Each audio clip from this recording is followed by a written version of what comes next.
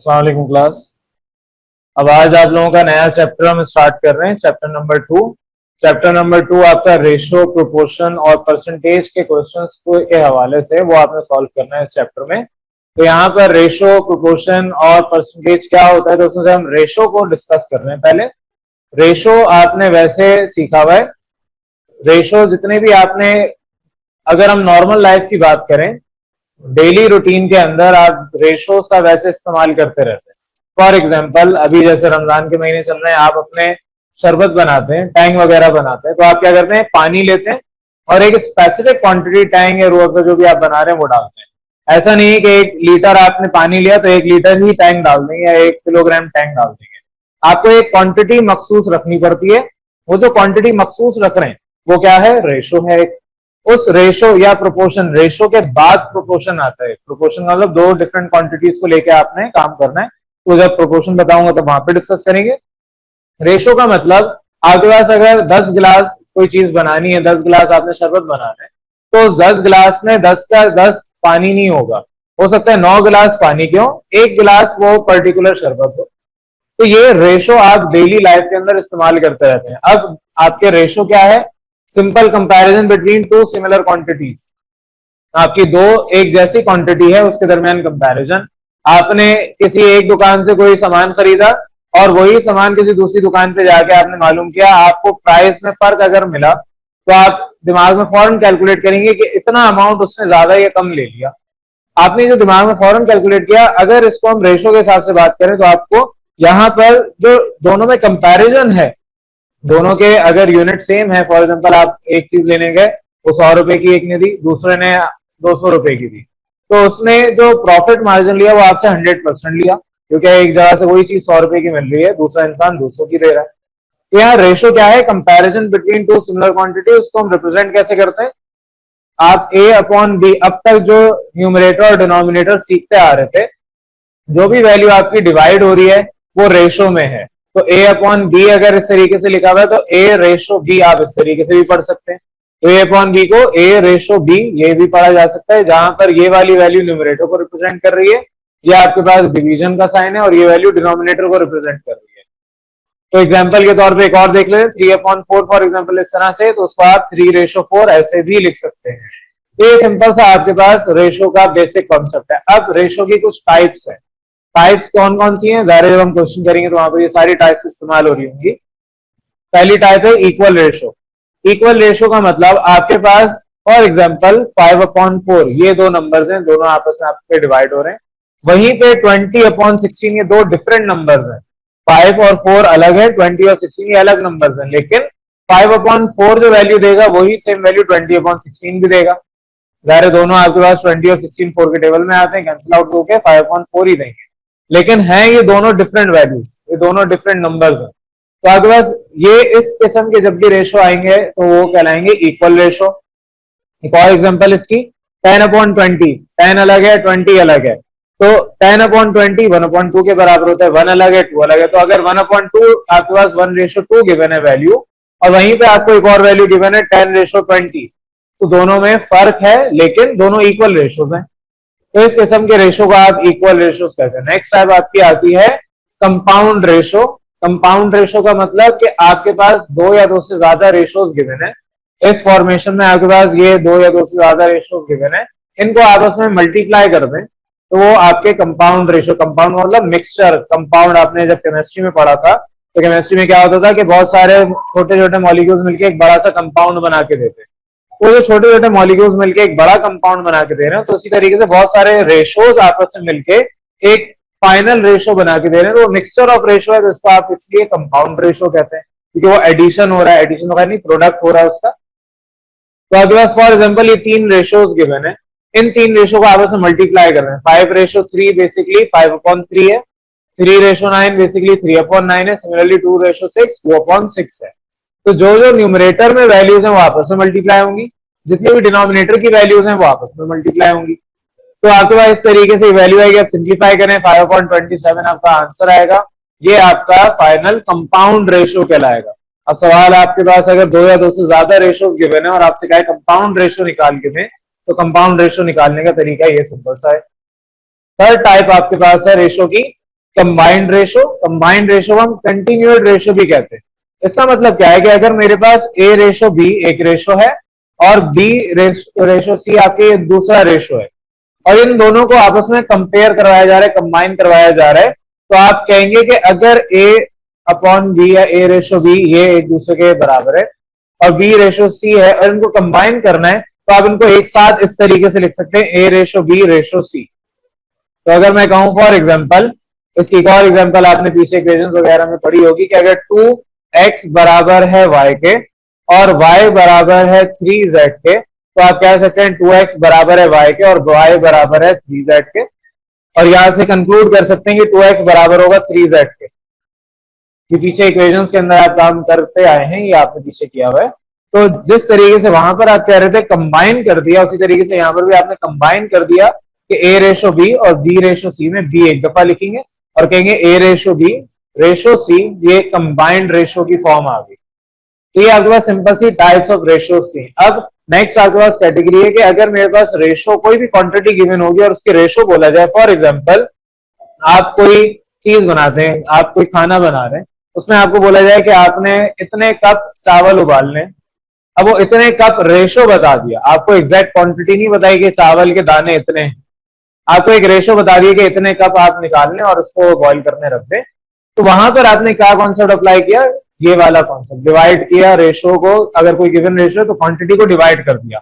अब आपको अगर कोई बोले कि आपने 1 लाख दाने चावल के निकाल के उबालने हैं, तो बैठ के आप 1 लाख दाने गिनेंगे, आपका खाना रह जाएगा और फिर भी गिनती खत्म नहीं होगी। लेकिन वहीं पे आपको एक रेशो बता दिया कि आपने 4 कप या 5 कप उबालने हैं, तो आपने फौरन रेशो का इस्तेमाल किया और अंदाजे से फिर आप बोलेंगे अगर 1 कप में इतनी क्वांटिटी आ रही है तो 5 कप में इतनी क्वांटिटी आ जाएगी। अगर आपको बोला जाए कि मेरे पास एक डब्बे में 1000 गेंद मौजूद हैं, उन 1000 गेंद के अंदर आपके पास अभी यहाँ पर एक डब्बे का बता दिया, दूसरे डब्बे में हो सकता है इससे कम ज्यादा हो, आपसे बोला 10,000 डब्बे हैं। अब आप सारे डब्बे खोल के एक एक गेंद थोड़ी गिनेंगे, आप क्या करेंगे, एक डब्बे में 1000 बॉल्स थी और 100 डब्बे हैं, आपने मल्टीप्लाई कर दिया 1000 को 100 से, आप बोलेंगे आपके पास टोटल 1 लाख बॉल्स आ गई। अब वो बैठ के आपने 1 लाख गिनी नहीं है, आपने सिंपल ये डिवाइड या मल्टीप्लाई का कॉन्सेप्ट अप्लाई किया है। तो यहाँ पे भी वही कॉन्सेप्ट है, आपके पास रेशो गिवन है, उस रेशो में आपको बता दिया कि एक क्वांटिटी है, क्वांटिटी कोई भी हो सकती है, 700 800 1000 कोई भी वैल्यू हो सकती है, उस क्वांटिटी का रेशो बता दिया कि आपके पास टोटल क्वांटिटी फॉर एग्जांपल 1000 है, 2 डब्बे में तकसीम कर दी, एक डब्बे में आपके पास 1000 में से 50% है या 60% है और बकिया 40% दूसरे डब्बे में। ये जो परसेंट है इसको भी रेशो की फॉर्म में आप निकाल सकते हैं, जब हम क्वेश्चन करेंगे तो वहां पर ये और कॉन्सेप्ट क्लियर होगा। तो सिंपल उसका तरीका ये है कि आपको फर्स्ट 2 हिस्सों में तकसीम किया है, ए और बी 2 हिस्से हैं, तो 2 हिस्सों में जो फर्स्ट पार्ट है क्वांटिटी को आपने मल्टीप्लाई किया ए से, divide by a plus b. Second part निकालना है, दूसरे डब्बे के आपने वैल्यू निकालनी, क्वांटिटी को मल्टीप्लाई किया उस डब्बे यानी उसके रेशो से बी से और divide by a plus b. ये फॉर्मूला आपको याद रखना है। ये सारा कॉन्सेप्ट जो अभी मैंने रेशो का आपको बताया है ये आगे चल के आपके क्वेश्चन में अप्लाई होगा। यहां तक किसी भी कंफ्यूजन? अब आपका नेक्स्ट टॉपिक डिस्कस कर रहा हूं यहाँ पे, प्रोपोर्शन और परसेंटेज। प्रोपोर्शन क्या होता है, आप जब भी 2 रेशोज को इक्वल करते हैं तो आपके पास जो इक्वल का साइन है, अब यहाँ पर हम इक्वल का साइन इस्तेमाल करने के बजाय ये 4 डॉट इस तरीके से बनाते हैं। अगर आप इन डॉट्स ऊपर वालों और नीचे वालों को आपस में मिला दें तो ये इक्वल टू का साइन ही बनता है। ये वाले जो सिंबल है ये रिप्रेजेंट करता है प्रोपोर्शन को। प्रोपोर्शन और इक्वल दोनों ऑलमोस्ट एक ही है। तो प्रोपोर्शन की बेसिक डेफिनेशन या कॉन्सेप्ट क्या है, इक्वालिटी ऑफ 2 रेशोज। 2 रेशोज को आप जब कहेंगे आपस में इक्वल है तो वहां पर इक्वल के बजाय अब हम यहाँ पर वर्ड यूज करेंगे प्रोपोर्शन का। तो प्रोपोर्शन का मतलब अगर for example a upon b एक रेशो है, दूसरा रेशो c अपॉन d है और ये दोनों आपस में बराबर हैं, तो आप कहेंगे कि इसको आप a रेशो b प्रोपोर्शन का सिंबल, c रेशो d इस तरीके से भी लिखा जा सकता है। तो आपके पास बेसिक कॉन्सेप्ट क्या होगा प्रोपोर्शन का, इक्वालिटी ऑफ 2 रेशोज, सिंपल सा कॉन्सेप्ट है। अब प्रोपोर्शन के भी कुछ टाइप्स हैं। प्रोपोर्शन आपके पास एक होता है डायरेक्ट, दूसरा होता है इनवर्स। अब डायरेक्ट प्रोपोर्शन और इनवर्स प्रोपोर्शन में फर्क क्या है, आपके पास एक रेशो है a रेशो b और दूसरा रेशो है c रेशो d। ये आपस में अगर प्रोपोर्शनल है, प्रोपोर्शन का मतलब दोनों आपस में प्रोपोर्शनल है, तो इसका मतलब अगर मेरे पास एक रेशो बढ़ रहा है तो उसके कॉरेस्पॉन्डिंग दूसरा रेशो भी बढ़ना चाहिए। सिमिलरली अगर एक रेशो कम हो रहा है तो उसके कॉरेस्पॉन्डिंगली दूसरा रेशो भी कम होना चाहिए। तो एक रेशो अगर ये कम हो रहा है तो ये वाला रेशो भी कम होना चाहिए। आपके पास नेक्स्ट कॉन्सेप्ट आता है इनवर्स प्रोपोर्शन का। इनवर्स का मतलब एक वैल्यू अगर बढ़ रही है तो दूसरी वैल्यू कम हो जाएगी। आपके पास यहाँ पर फॉर एग्जांपल एक रेशो ए रेशो बी और दूसरा सी रेशो डी, ये दो रेशोज हैं। अगर मेरे पास एक रेशो बढ़ रहा है तो दूसरा रेशो गिर रहा होगा, डिक्रीज हो रहा होगा, और इसी का उल्टा अगर एक कम हो रहा है, डिक्रीज हो रहा है, तो दूसरा इंक्रीज हो रहा होगा। तो यहाँ पर आपके पास इस तरीके से ये दो कॉन्सेप्ट आते हैं, डायरेक्ट और इनवर्स प्रोपोर्शन के। अब इसकी एग्जांपल्स क्या है, वो जब हम क्वेश्चंस पढ़ेंगे तो बहुत सारी एग्जांपल्स देखेंगे वहां पर। नेक्स्ट आपके पास है कंपाउंड प्रोपोर्शन का। कंपाउंड जिस तरह रेशो था उसी तरह कंपाउंड प्रोपोर्शन भी है। कंपाउंड रेशो का मतलब क्या था कि आपके पास दो या दो से ज्यादा रेशोज आपस में मल्टीप्लाई हो, उनका प्रोडक्ट ले लें तो आपके पास कंपाउंड रेशो हो जाता है। सेम कॉन्सेप्ट यहाँ पर है, दो या दो से ज्यादा प्रोपोर्शन है, इनका प्रोडक्ट ले लें तो आपके पास यहाँ पर रेशो ही यूज हो रहे होते हैं, उनका प्रोडक्ट ले लें तो जो डिजायर्ड अमाउंट है वो आपके पास आ जाएगा। ये आपका डिजायर्ड कंपाउंड प्रोपोर्शन आ जाएगा। तो इसकी एग्जांपल जब मैं करवाऊंगा तब आपको ज्यादा बेहतर समझ आएगा। यहाँ पर सिर्फ मैंने एक तरह से एग्जांपल वर्बली बता दी है, इसकी कोई प्रैक्टिकल एग्जांपल अभी की नहीं, वो आगे हम चैप्टर जब पढ़ेंगे एक्सरसाइज सब डिस्कस करेंगे। तो ये सिंपल सा आपका प्रोपोर्शन का बेसिक कॉन्सेप्ट था। जब हम क्वेश्चन करेंगे तो यहाँ वहां पर ये सारे कॉन्सेप्ट इस्तेमाल होंगे। नेक्स्ट आपका कॉन्सेप्ट है परसेंटेज, क्योंकि तीन चीजें आपके चैप्टर में लिखी थी।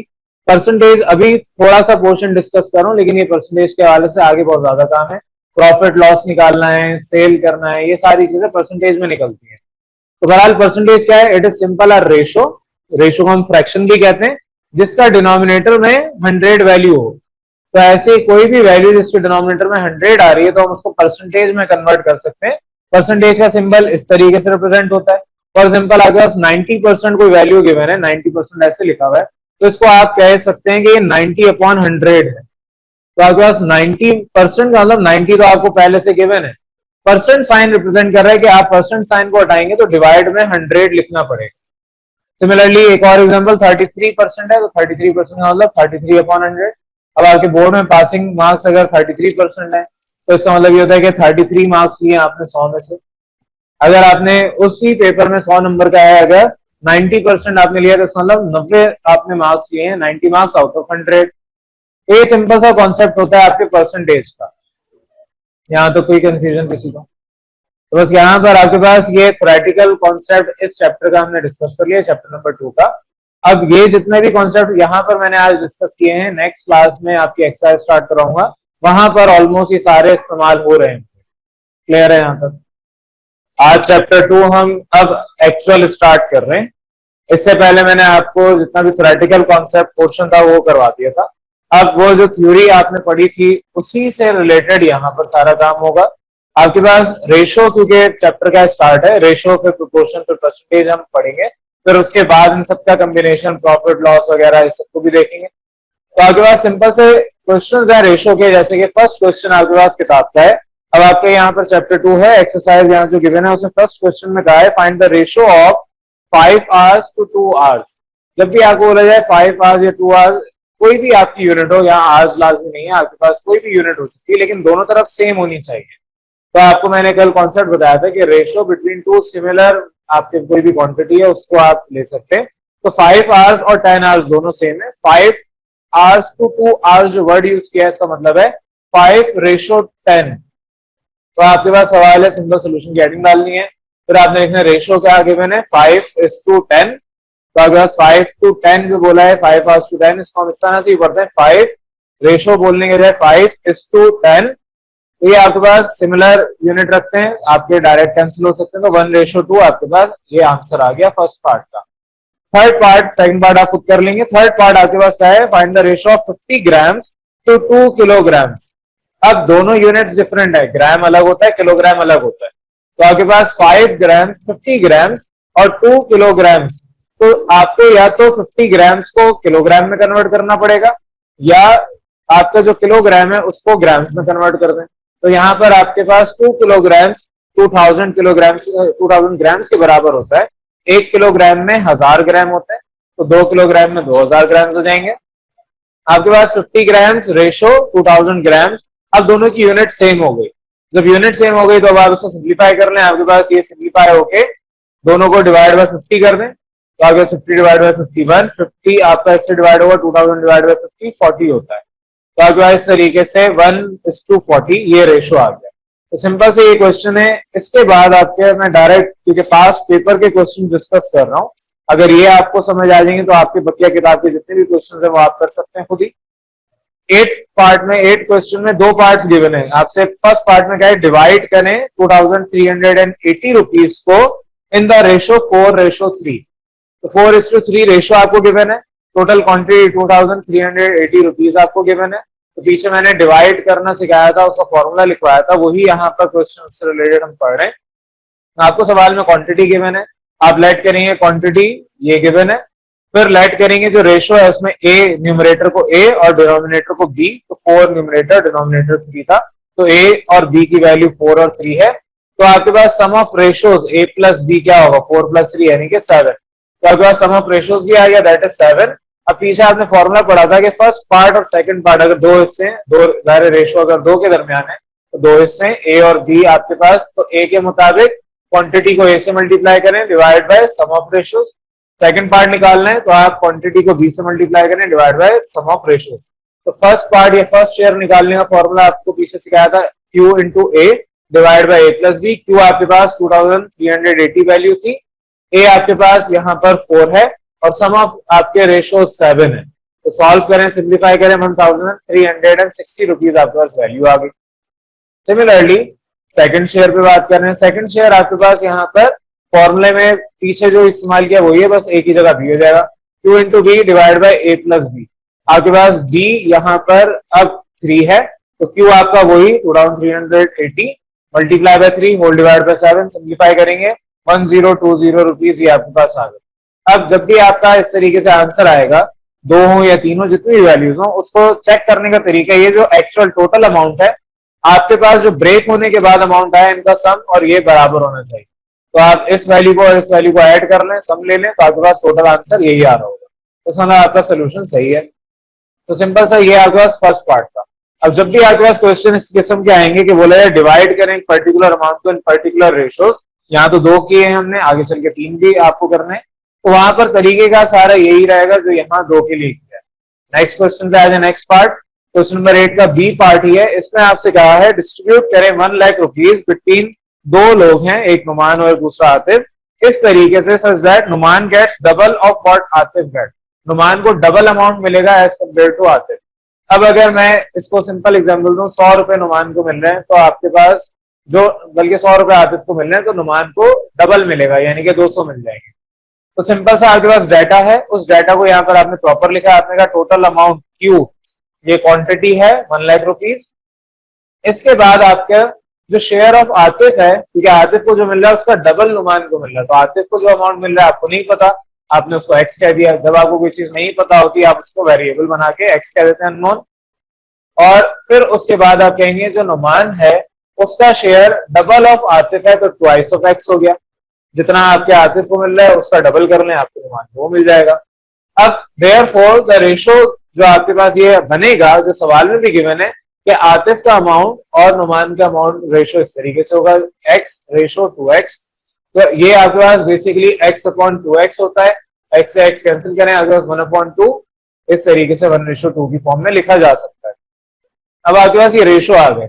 अब बजाय इसके कि आप यहाँ पर ये सारे लवाजमात दोबारा इधर करें, आप डायरेक्ट भी कह सकते हैं कि आपका ये रेशो आ गया, देयरफॉर सम ऑफ रेशो 1 + 2 यानी कि 3 होगा। अब जब सम ऑफ रेशो आपके पास आ गया तो आप कहेंगे next then share of Atif. जो आतिफ का शेयर है वो आपके पास टोटल क्वांटिटी मल्टीप्लाई बाय उसका ratio that is 1 whole divide by sum of ratio. तो आपके पास 1 lakh multiply 1 whole divide by 3। अगर आपका दिल चाहता है तो पिछले सवाल की तरह आप इसको भी कर सकते हैं, ए और बी लेट कर लें, फिर आप फॉर्मूले के थ्रू इसको सॉल्व कर लें, तब भी आंसर सेम ही आएगा। तो आप जब इसको सिंप्लीफाई करेंगे आपके पास 33,333.33 रुपीज आ गया। या आगे तक वैल्यू चल रही है, लेकिन आपने पॉइंट के बाद 2 डेसिमल तक स्टॉप कर देना है। नेक्स्ट आपके पास है शेयर ऑफ नुमान, वो उसका फॉर्मूला सेम है, क्वांटिटी मल्टीप्लाई बाय उसका ratio whole divide by sum of ratio.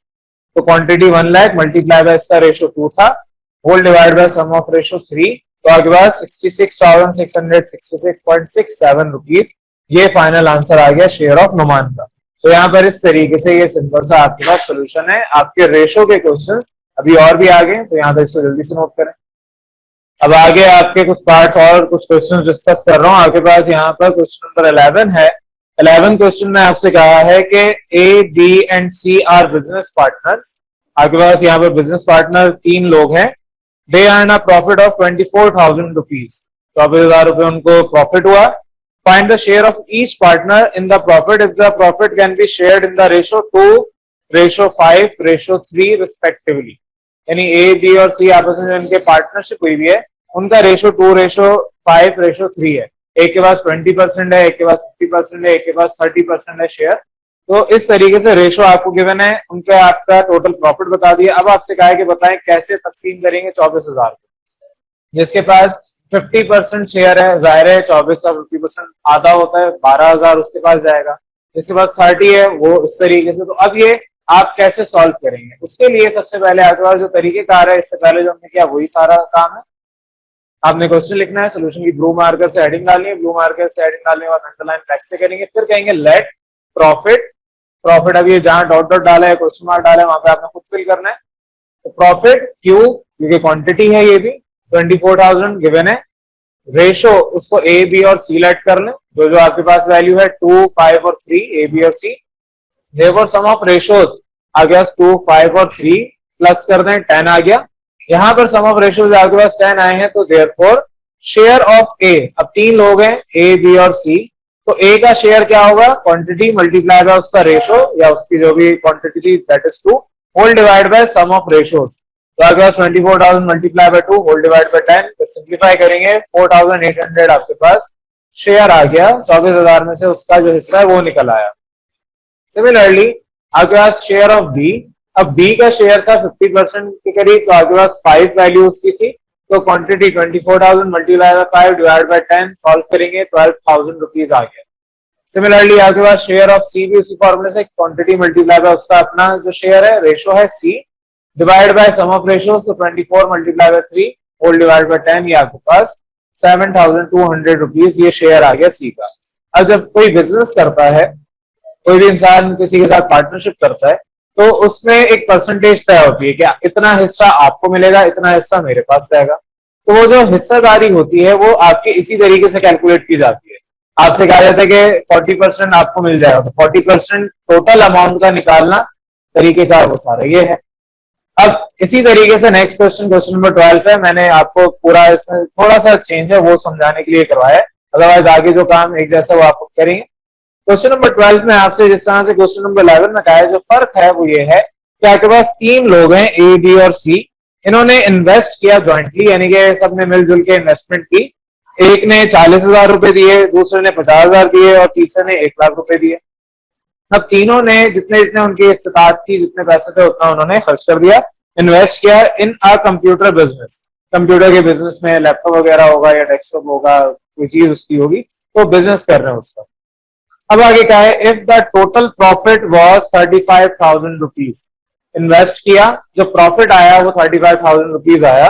वो जो आपके पास प्रॉफिट आया है at the end of year, आपसे क्या है, find the share of the profit of each investor. A, B, C तीनों थे, हर एक बंदे के पास कितना हिस्सा जाना चाहिए उस 35,000 का, वो यहाँ पर आपको बताना है। तो कंडीशन दोनों की सेम ही है, बस दोनों में फर्क ये है कि वहां पर रेशो गिवन था, यहाँ रेशो आपको निकालना है। तो आपके पास गिवन क्या है, सिंस गिवन दैट सोल्यूशन की हेडिंग डाल के फिर आपने इसके आगे काम करना है। ए रेशो बी रेशो सी, ए ने 40,000 खर्च किए, बी ने 50 और सी ने 1,00,000 यानी 100,000 खर्च किए। आप क्या करेंगे, यहां देखेंगे जो कॉमन वैल्यू है तीनों में उसको डिवाइड कर देंगे। तीनों के पास यहाँ तीनों वैल्यूज में 4 जीरो कॉमन है, तो आप 10,000 से तीनों को डिवाइड कर सकते हैं। जब 10,000 से डिवाइड करेंगे तो ये चारों जीरो इस 4 जीरो को कैंसिल आउट कर देंगे। सिमिलरली ये भी आपके पास 50,000 डिवाइड बाय 10,000 5 होता है, और 1,00,000 डिवाइड बाय 10,000 10 देता है वैल्यू। सिंपल कैलकुलेशन है। आपके पास रेशो आ गया 4, 5 और 10, तो ए, बी, सी इन तीनों का जो रेशो है 4:5:10 ये रेशो आ गया। आपको सवाल यहाँ पर जो पिछला था उसके अंदर रेशो गिवन था, यहाँ पर आपको रेशो निकालना है। तो ये सिर्फ यूनिक काम था इस सवाल और पिछले सवाल के मुताबिक। अब आपने यहाँ रेशो निकाल लिया, नेक्स्ट आप कहेंगे लेट, उसी तरीके जैसे पीछे क्या, प्रॉफिट कितना है 35,000 रुपीज, यहाँ पर रुपीज मेंशन कर दें। ए, बी और सी आपने ए बी और सी के रेशियोज को मेंशन कर दिया 4, 5 और 10 रिस्पेक्टिवली। तो सम ऑफ रेशियोज आपके पास इन सबका ऐड कर दें, सम कर लें, आपके पास 19 आ जाएगा। अब उसके बाद तरीकेकार वही पुराना वाला, देखो शेयर ऑफ ए, फॉर्मूला क्या है, Q times a divide by sum of ratios. Value put करें, सिंप्लीफाई करें, मैंने आंसर नहीं लिखा, अब इसके आगे का काम आपका है, तो आपने इसका आंसर निकालना है। सिमिलरली शेयर ऑफ बी जैसे पीछे निकाला, Q times B divide by sum of ratios, और share of C Q times C divide by sum of ratios. तो इस तरीके से आपके पास यहाँ पर ये सवाल क्वेश्चन नंबर 12 भी सॉल्व होगा। इसको जल्दी से आप नोट कर लें। अस्सलाम वालेकुम क्लास। अब आज आप लोगों का आगे काम कंटिन्यू कर रहा हूँ। आप लोगों को मैंने लास्ट क्लास में 14 तक इंपॉर्टेंट जितने भी पास्ट पेपर के क्वेश्चन थे वो करवा दिए थे। अब यहाँ क्वेश्चन नंबर 15 में आपके दो पार्ट्स हैं, ए और बी। अब यहाँ पर ए पार्ट आप खुद करेंगे, वो आपका होमवर्क होगा। बी पार्ट यहाँ पर डिस्कस कर रहा हूँ, क्योंकि बी पार्ट अगर समझ लिया तो ए पार्ट भी कर सकते हैं। आपके पास यहाँ पर बी पार्ट में क्या है, distribute an amount of rupees 1600 among, आपको एक क्वांटिटी दे दी 1600, इसको डिस्ट्रीब्यूट करना है अमंग ए बी एंड सी। तीन लोग हैं ए बी और सी, उनके दरमियान आपको एक रेशियो गिवन है 1:10, दूसरा 2/5 और तीसरा 1/2। अब यहाँ रेशियो नहीं गिवन, यहाँ पर आपको बताया हुआ है कि ये अमाउंट है। अब आपको इसको तकसीम करना है इस लिहाज से। तो जब भी आपके पास रेशियो इस तरीके से आएगा, चाहे बीच में कॉमा हो या इस तरह से रेशियो, आपके पास इससे पहले जितने क्वेश्चंस किए उसके अंदर कॉमा नहीं होता था, यानी कि जो भी वैल्यू होती थी रेशियो की उसके अंदर डिवाइड में वैल्यू नहीं होती। अब आपके यहाँ पर ये स्पेसिफिक क्वेश्चन है जिस पर रेशियो के अंदर मजीद डिवाइड हो रही है वैल्यू। इससे पहले जो क्वेश्चंस किए उसके अंदर सिंपल या तो 4 होता था, 5 होता था, 1 होता था, 2 होता था, सिंपल नंबर्स होते थे। लेकिन यहाँ पर आपके पास डिवाइड में नंबर्स है, और डिवाइड में भी सारी जगह पर डिफरेंट नंबर्स आ रहे हैं। तो जब हमारे पास ऐसी कंडीशन आती है कि रेशियो तो है, रेशियो इटसेल्फ डिवाइड होता है, लेकिन एक वैल्यू जो आपके रेशियो की है वो इटसेल्फ डिवाइड हो रही है, तो आप क्या करते हैं, आप जो वैल्यू डिवाइड हो रही है इसका एलसीएम लेते हैं। आप कहते हैं कि मेरे पास एलसीएम ऑफ सोल्यूशन की प्रॉपर हेडिंग डाली, ब्लू मार्कर से अंडरलाइन करेंगे, तो आप कहेंगे सिंस एलसीएम ऑफ 10, 5 और 2, क्योंकि यहाँ पर 10, 5 और 2 है, आपके सवाल में ये रेशियोज गिवन है, तो आपके पास 10, 5 और 2 का एलसीएम होता है 10। आपने इस वैल्यू को फिर मल्टीप्लाई करना है अपने गिवन रेशियो से, तो आप कहेंगे कि यहाँ पर जो गिवन रेशियो है इसको मल्टीप्लाई करना है 10 से, दैट इज 10 आपका मल्टीप्लाई हो रहा है इस पूरे रेशियो से। तो ये जो 10 है ये अंदर तमाम वैल्यूज से जाके मल्टीप्लाई होगा। तो मेरे पास यहाँ पर 10 1/10 से भी मल्टीप्लाई होगा, 10 2/5 से भी, और सिमिलरली 1/2 से भी मल्टीप्लाई होगा। आपके पास बाकी फिर सिंप्लीफिकेशन होगी, 10 और 10 एक ही टेबल में आते हैं, 5 2s are 10 और सिमिलरली 2 5s are 10 होते हैं। तो आपके पास ये एंड में सिंप्लीफाइड फॉर्म आ जाएगी 1:4:5 की। यहाँ पर अब जो रेशो आया है ये नया रेशो आपका ऑब्टेन हुआ है, इसमें कोई भी वैल्यू डिवाइड नहीं हो रही, आपके पास सिंपल होल नंबर रेशो है ये। तो ये चीज आपको लेके आनी है, ये वैल्यू और ये जो सिंपल आपके पास इस तरीके से गिवन था ओरिजिनल, ये और ये रेशो ऑल्दो सेम ही है। आपके पास जब तकसीम करेंगे चाहे इस अमाउंट को लेके करें या आप ऊपर वाले रेशो को लेके करें, आंसर सेम आएगा। लेकिन हमें इस किताब के मुताबिक और ये जो फॉर्मूला अप्लाई करना है इसके लिए हमें डिवाइड में कोई वैल्यू नहीं चाहिए। ये डिवाइड में अगर वैल्यू चाहिए तो आपके पास यहाँ a + b + c, फिर एलसीएम लेना वहां पे भी पड़ेगा और कैलकुलेशन थोड़ी ज्यादा हो जाएगी। तो बहरहाल अब इसके बाद जितना भी काम है वो सारा पिछले क्वेश्चन में जो किया वैसे ही होगा। ये आपके पास थोड़ा सा नया काम था इस सवाल के लिए। तो क्वेश्चन नंबर 15 में जो ए पार्ट है, 15 का इससे पिछला ए पार्ट, वो भी आपने ऐसे ही करना है, यहां तक काम, बस वैल्यूज डिफरेंट होंगी। अब इसके आगे आपने कहा देयरफॉर लेट करना है क्वांटिटी या अमाउंट, क्यू आपके पास 1600 गिवन है। अब हर सवाल में आपको कोई ना कोई क्वांटिटी गिवन होगी, जो आपने रेशियो निकाला उसमें से ए बी और सी अलग अलग लेट कर लिया, ए की वैल्यू, बी की वैल्यू, सी की वैल्यू क्या है, तो हमेशा ये ए है, ये बी है और ये सी होगा। इसके बाद आपने यहाँ पर कहा सम of ratios A + b + c है, तो ऐड कर दें, आपका आंसर यहाँ पर 10 आ रहा है। फिर से आप कहेंगे देयरफॉर अमाउंट ऑफ ए, आपके पास अमाउंट ऑफ ए निकालने का फॉर्मूला पीछे सिखाया हुआ है, क्वांटिटी मल्टीप्लाई बाय ए का ratio divide by sum of ratios. तो क्वांटिटी 1600, ए का रेशो 1 था और सम ऑफ रेशियोज 10 आ रहा है। सिंप्लीफाई करेंगे आपके पास आंसर 160 रुपीज आ गया। सेम फॉर्मूला बी के लिए, अमाउंट ऑफ बी निकालना है, बस आपके पास यहाँ पर ए की जगह बी आ जाएगा क्योंकि रेशो ऑफ बी यहाँ पर होगा। तो फॉर्मूले के मुताबिक वैल्यू पुट करेंगे, आंसर 640। सिमिलरली अमाउंट ऑफ सी, तो क्वांटिटी के साथ सी का रेशो मल्टीप्लाई होगा, तो क्वांटिटी के साथ सी का रेशो जब मल्टीप्लाई करेंगे आपके पास यहाँ पर 1600 × 5 होल डिवाइड बाय 10। सिंप्लीफाई करेंगे आंसर आपके पास 800 आएगा।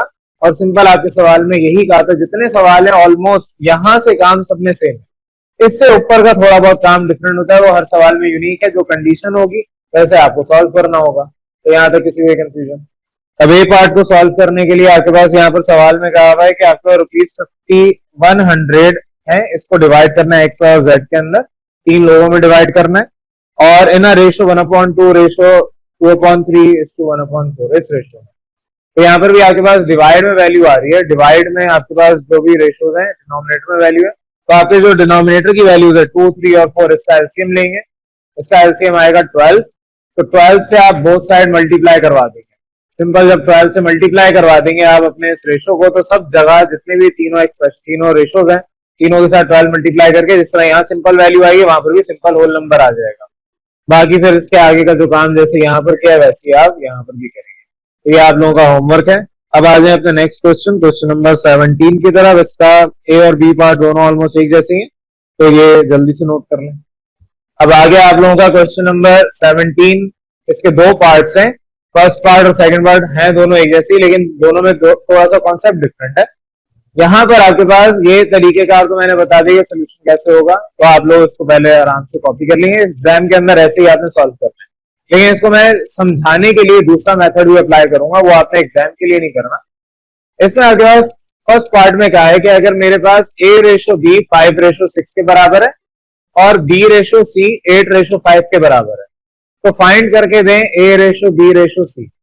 अब यहाँ पर आपके पास जिस तरीके से कॉन्सेप्ट आता है कि पहले तो इधर समझ लें कि आपके पास हो क्या रहा है, आपने सोल्यूशन की हेडिंग डालनी है, फिर कहना है सिंस गिवन दैट, ऊपर हेडिंग डाल देनी है A/B/C ये है, फिर आपने ब्लू पेन से ये उतारना है, जाहिर सोल्यूशन आपके पास सारा ब्लू से ही हो रहा है, लेकिन ये A/B/C ब्लैक से लिखेंगे। तो आपके पास यहाँ A/B 5/6 गिवन है, सिमिलरली आपके पास B/C 8/15 गिवन है। अगर आप कह रहे हैं कि इस तीनों को आपस में मिलाना है, तो फिर जो दोनों के अंदर कॉमन वैल्यू है वो सेम होनी चाहिए। तो मेरे पास B अगर दोनों में कॉमन है, A/B और B/C में B कॉमन है, तो B की वैल्यू भी सेम होनी चाहिए।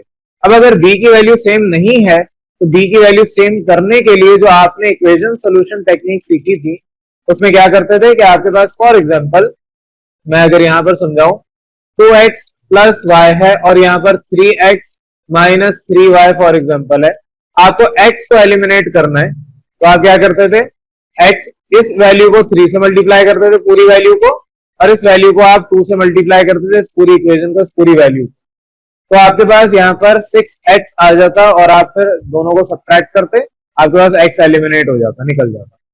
वही सेम कॉन्सेप्ट यहाँ पर अप्लाई करना है। अगर आपको यहाँ पर b सेम चाहिए, अगर एक जगह पर आपके पास b की वैल्यू 6 है और दूसरी जगह 8 है, तो मैं अपने b को सेम करने के लिए क्या करूंगा, एक जगह 6 है दूसरी जगह 8 है, तो मैं 6 को 8 से मल्टीप्लाई करूंगा और 8 को 6 से मल्टीप्लाई करूंगा, तो आपस में ये दोनों मल्टीप्लाई होके सेम हो जाएंगे, b की वैल्यू 48 दोनों जगह सेम आ जाएगी।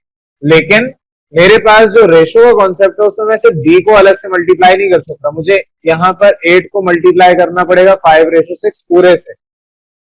तो जब 8 को मल्टीप्लाई करूंगा 5 से तो आंसर 40 आएगा, सिमिलरली 8 मल्टीप्लाई होगा 6 से तो आंसर 48। अब b कॉमन हो गया, लेकिन मैंने इस 8 को, ये जो 8/15 है, इसमें 8 को मल्टीप्लाई करवाया 6 से, तो 6 8 से मल्टीप्लाई होगा तो 6 15 से भी तो मल्टीप्लाई होगा, तो आ गया 6 × 15 90। इस तरीके से आप एरो मार्क करेंगे कि आपके पास b कॉमन करने के लिए आपस में मल्टीप्लाई करेंगे, जो चीज आपको कॉमन है, b अगर कॉमन है तो उसके वैल्यू को सेम लाने के लिए आपस में मल्टीप्लाई करना पड़ता है, तो दोनों को मल्टीप्लाई कर दिया। अब अगर आपने b को 8 से मल्टीप्लाई किया है तो a को भी 8 से ही मल्टीप्लाई करना पड़ेगा। सिमिलरली अगर आपने यहाँ पर b को 6 से मल्टीप्लाई किया है ताकि आपके पास b कॉमन आ जाए, तो c को भी आपने 6 से ही मल्टीप्लाई करना पड़ेगा। तो ये सिंपल सा कॉन्सेप्ट है, इसको ध्यान में रख के करेंगे तो बेशक ये टेबल आप रटे नहीं, याद ना करें, आपको पता है कि आपका जी वैल्यू आ कैसे रहेगी। तो सिंपल सा कॉन्सेप्ट है, ऊपर आपने जो A/B है b कॉमन करने के लिए 8 से मल्टीप्लाई किया, तो आपके पास a भी 8 से मल्टीप्लाई होगा। सिमिलरली आपको अगर c और b कॉमन करना है और b कॉमन करने के लिए आपने 6 से मल्टीप्लाई किया, तो इस वैल्यू को भी 6 से मल्टीप्लाई करना पड़ेगा। जब मल्टीप्लाई कर लेंगे 40/48/90 ये वैल्यू आ गई। अब इसमें अगर कॉमन कोई वैल्यू आ रही है उससे डिवाइड कर दें, तो इन सब में अगर 2 से डिवाइड कर दूं, तो क्योंकि इन सब के पास 2 कॉमन आया तो मैंने क्या कहा, और ये सारी वैल्यू डिवाइड बाय 2 कर रहे हैं, किसी एक वैल्यू को डिवाइड नहीं कर सकते। अगर आपको डिवाइड करना है तो सबके साथ करना है, मल्टीप्लाई करना है तो सबके साथ करना है। रेशो में आपके पास फायदा ये है कि सिर्फ मल्टीप्लाई करना है तो सिर्फ मल्टीप्लाई सबके साथ कर सकते हैं, अगर डिवाइड करना है तो सबके साथ डिवाइड करना पड़ेगा। तो 2 से डिवाइड करने पर आपके पास 20, 24 और 45 ये वैल्यूज आ गई। एंड में आप कहेंगे देखो जो सवाल में कहा था ए रेशो बी रेशो सी की वैल्यू, ये जो आपने निकाली ये आपके पास फाइनल आंसर आ जाएगा। सिमिलरली आपके पास यहाँ पर बी पार्ट में कहा है कि ए रेशो बी मेरे पास 5:7 है, लेकिन ए रेशो सी दूसरी वैल्यू गिवन है दैट इज 3:14। तो ए रेशो बी गिवन है और ए रेशो सी गिवन है, ये दो आपके पास रेशोज गिवन है। अब पीछे वाले सवाल में बी कॉमन था, यहाँ पर ए कॉमन है। ए कॉमन लेने के लिए इन दोनों की वैल्यूज को भी सेम करना पड़ेगा। तो मेरे पास 5 और 3 है, डिफरेंट है, सेम करने के लिए इसको 3 से मल्टीप्लाई करूंगा, इसको 5 से मल्टीप्लाई करूंगा। तो मेरे पास जब इसको 3 से मल्टीप्लाई करूंगा तो 15, इसको भी 5 से मल्टीप्लाई करूंगा तो 15, कॉमन वैल्यू के वैल्यूज भी सेम हो गई 15। अब अगर इस ए रेशो बी को मैंने 3 से मल्टीप्लाई किया तो 7 भी 3 से मल्टीप्लाई होगा, तो 7 इंटू 3 21। मैंने 3:14 में 3 को कॉमन लाने के लिए 5 से मल्टीप्लाई किया, तो जब 3 को 5 से मल्टीप्लाई किया तो 14 को भी 5 से मल्टीप्लाई करना पड़ेगा। मेरे पास 5 इंटू 14 70। इस तरीके से आपके पास ये रेशोज आ गया। अगर इसमें कुछ कॉमन नहीं है तो यही फाइनल आंसर आएगा। आप कहेंगे देयरफॉर ए रेशो बी रेशो सी, ये आपके पास फाइनल आंसर आ गया। ये आपके पास सिंपल सा क्वेश्चन नंबर 17 था। इसके बाद मैं डायरेक्ट आपको क्वेश्चन नंबर 27 पे ला रहा हूँ, क्योंकि इसके दौरान ही में कोई पास्ट पेपर क्वेश्चन नहीं है, तो अभी हम इंपॉर्टेंट क्वेश्चंस डिस्कस कर रहे हैं। पास्ट पेपर में आपके पास क्वेश्चन नंबर 27 आया हुआ है, जिसमें आपसे कहा है इफ P रेशो Q 5:2 के बराबर है तो फाइंड द वैल्यू ऑफ, आपसे कहा फाइंड करें value of P - 2Q upon P + Q। इसकी वैल्यू आपने फाइंड करके बतानी है। अब इसके बाद आपने जब ये सवाल के मुताबिक सारी कंडीशन देख लिया, आपने यहाँ पर सोल्यूशन की हेडिंग डालनी है, ब्लू मार्कर से अंडरलाइन करना है। फिर कहेंगे since given that P ratio Q 5:2 ये गिवन है, इसको आप पढ़ते हैं T अपॉन Q बराबर है 5/2 के। तो Q को उस साइड पे भेजेंगे, T की वैल्यू आ जाएगी 5 टाइम्स Q अपॉन 2, तो 5Q अपॉन 2 T की वैल्यू आ गई। अब इसको इक्वेशन 1 कहना चाह रहे हैं या नहीं चाह रहे, आपकी मर्जी है, बेशक इसको हटा देंगे, मसला नहीं है।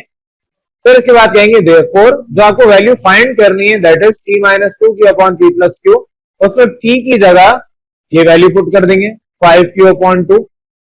तो आपके पास 5Q अपॉन 2 माइनस 2Q अपनी जगह, इधर P की जगह वही 5Q अपॉन 2 पुट करेंगे प्लस Q अपनी जगह। फिर आगे सिंप्लीफिकेशन है, आपको ये सारा काम मैंने सिखाया हुआ है।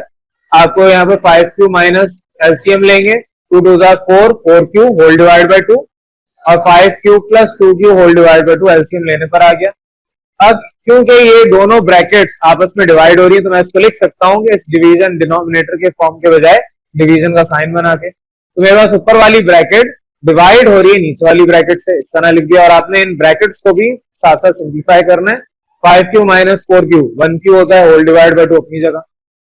सिमिलरली 5 प्लस 2 7Q होल डिवाइड बाय 2। अब ये क्योंकि डिवाइड हो रहे हैं, आपने पढ़ा है कि डिवीजन के साइन को मल्टीप्लाई में कन्वर्ट करने के लिए जिसके बाद वाली ब्रैकेट है उसको रेसिप्रोकल करना होता है, उलटना होता है। तो आपके पास 7Q अपॉन 2 2 अपॉन 7Q हो गया, 2 से 2 कैंसिल होगा, Q से Q कैंसिल होगा, पीछे इधर कुछ नहीं तो 1 upon 7 will be the final answer, final value of this particular expression। तो ये सिंपल सा आपके पास सोल्यूशन है इस सवाल का। अब क्वेश्चन नंबर 29 आपने घर पे ट्राई करना है। इसमें आपसे कहा है find the ratio x ratio y in the equation. तो जो इक्वेशन आपको गिवन है 6x² minus 23xy plus 20y² is equal to 0, ये आपकी इक्वेशन है। अब क्योंकि मैं आपको पूरा फैक्टराइजेशन वगैरह आगे के चैप्टर्स पढ़ा चुका हूं तो आप इस सवाल को फैक्टराइज कर सकते हैं। फैक्टराइज करने के लिए आपने दायरे मिडिल टर्म ब्रेक करनी है। आपके पास 20 मल्टीप्लाई बाय 6 होगा, फैक्टर्स आएंगे that will be around 120 value आएगी। प्लस करने पर ऐसी कौन सी वैल्यू आएगी कि आपको 23 मिल जाए, तो आप 15 के टेबल से मल्टीप्लाई कर लें 8 को, तो 15 इंटू 8 भी 120 होता है। तो आपके पास यहाँ पर 120 वैल्यू आ गई, फैक्टर 15 इंटू 8, तो प्लस करें 15 प्लस 8 आपके पास 23 आंसर आ जाता है। तो फैक्टराइज कैसे होगी ये भी मैंने बता दिया आपको। फैक्टर्स बनाएं, फैक्टर्स बनाने के बाद आइदर और करें, आइदर और करने के बाद x अपॉन y की वैल्यू कोई ना कोई आ रही होगी, तो उसको आपने घर पे ट्राई करना है। पीछे ऑल द सॉल्यूशन मौजूद है, तो ये आपकी नेक्स्ट क्लास में फिर मैं डिस्कस करूंगा। ये सवाल आपका होगा।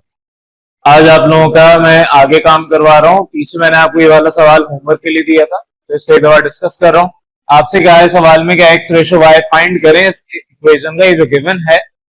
तो जब भी इस तरह की इक्वेशन गिवन होगी और नजर आ रहा है मिडिल टर्म ब्रेक हो रही है, तो मिडिल टर्म ब्रेक करेंगे। तरीकेकार आपको पता है कि आपने सवाल उतारना है, सोल्यूशन की हेडिंग डालनी है ब्लू मार्कर से, उसके आगे से मैं आपको काम करवाता हूँ सोल्यूशन का। ये सारा आपने ब्लू इंक पेन से लिखना है। अब यहाँ पर आपको नजर आ रहा है कि 20 इंटू 6 120, 120 के फैक्टर जो ऐड करने पर 23 दे दें, तो 15 इंटू 8 ये भी 120 होता है। 15 प्लस 8 23, मिडिल टर्म ब्रेक होगी। पीछे आपने मिडिल टर्म ब्रेक करना सीखा हुआ है। अब मिडिल टर्म जब ब्रेक करेंगे तो 6x² minus 15xy minus 8xy plus 20y², ये बराबर आएगा 0 के। अब यहां पर कॉमन ले लें, इसके पास 3x कॉमन है, 2x माइनस 5y पीछे रह गया। इधर माइनस 4y कॉमन है, तो पीछे 2x माइनस 5y कॉमन रह गया, और आपके पास फिर 2x minus 5y into 3x minus 4y, ये बराबर क्योंकि 0 के है तो आइदर और करके आप इस तरीके से अलग करेंगे। यहाँ पर अगर 2x minus 5y is equal to 0, ये दोनों वैल्यूज उधर जाएंगी, तो इस तरीके से आपके पास x upon y is equal to 5/2 और x upon y is equal to 4/3, ये आंसर आएगा। फिर क्योंकि आपको पता है कि जो वैल्यू डिवाइड हो रही है हम इसको रेशो की फॉर्म में इस तरह भी लिख सकते हैं, तो ये बेसिकली x रेशो y है, तो x रेशो y 5/2 के बराबर है। तो यहाँ पर भी इसी तरीके से x रेशो y 4/3 के बराबर है। तो इस तरीके से ये वाला सवाल आपने सॉल्व करना था। अब नेक्स्ट क्वेश्चन पे आ जाए 33। क्वेश्चन नंबर 33 में आपसे कहा है एट प्रेजेंट, अभी इस वक्त हाल ही में, age of Khalid and Sohail are in the ratio of 4/3। दो बच्चे हैं, उन दोनों की जो एज का रेशो है 4/3 है रिस्पेक्टिवली। इन 6 ईयर टाइम, 6 साल के अंदर खालिद की एज 26 ईयर्स हो जाएगी। तो आपसे कहा है how old is Sohail at present, तो प्रेजेंट अभी सोहेल की एज क्या होगी। अगर वो 6 साल के बाद 26 का होगा, तो आपके पास एज बतानी है कि अभी प्रेजेंट, खालिद के बारे में बोला है वो 6 साल बाद 26 का होगा, लेकिन प्रेजेंट एज बतानी है सोहेल की। तो आपने यहाँ पर क्या करना है, सबसे पहले तो लेट करना है, सोल्यूशन की प्रॉपर हेडिंग डाल के कहेंगे लेट एक्स और वाई, ये दो एजेस हैं जो आपको नहीं पता।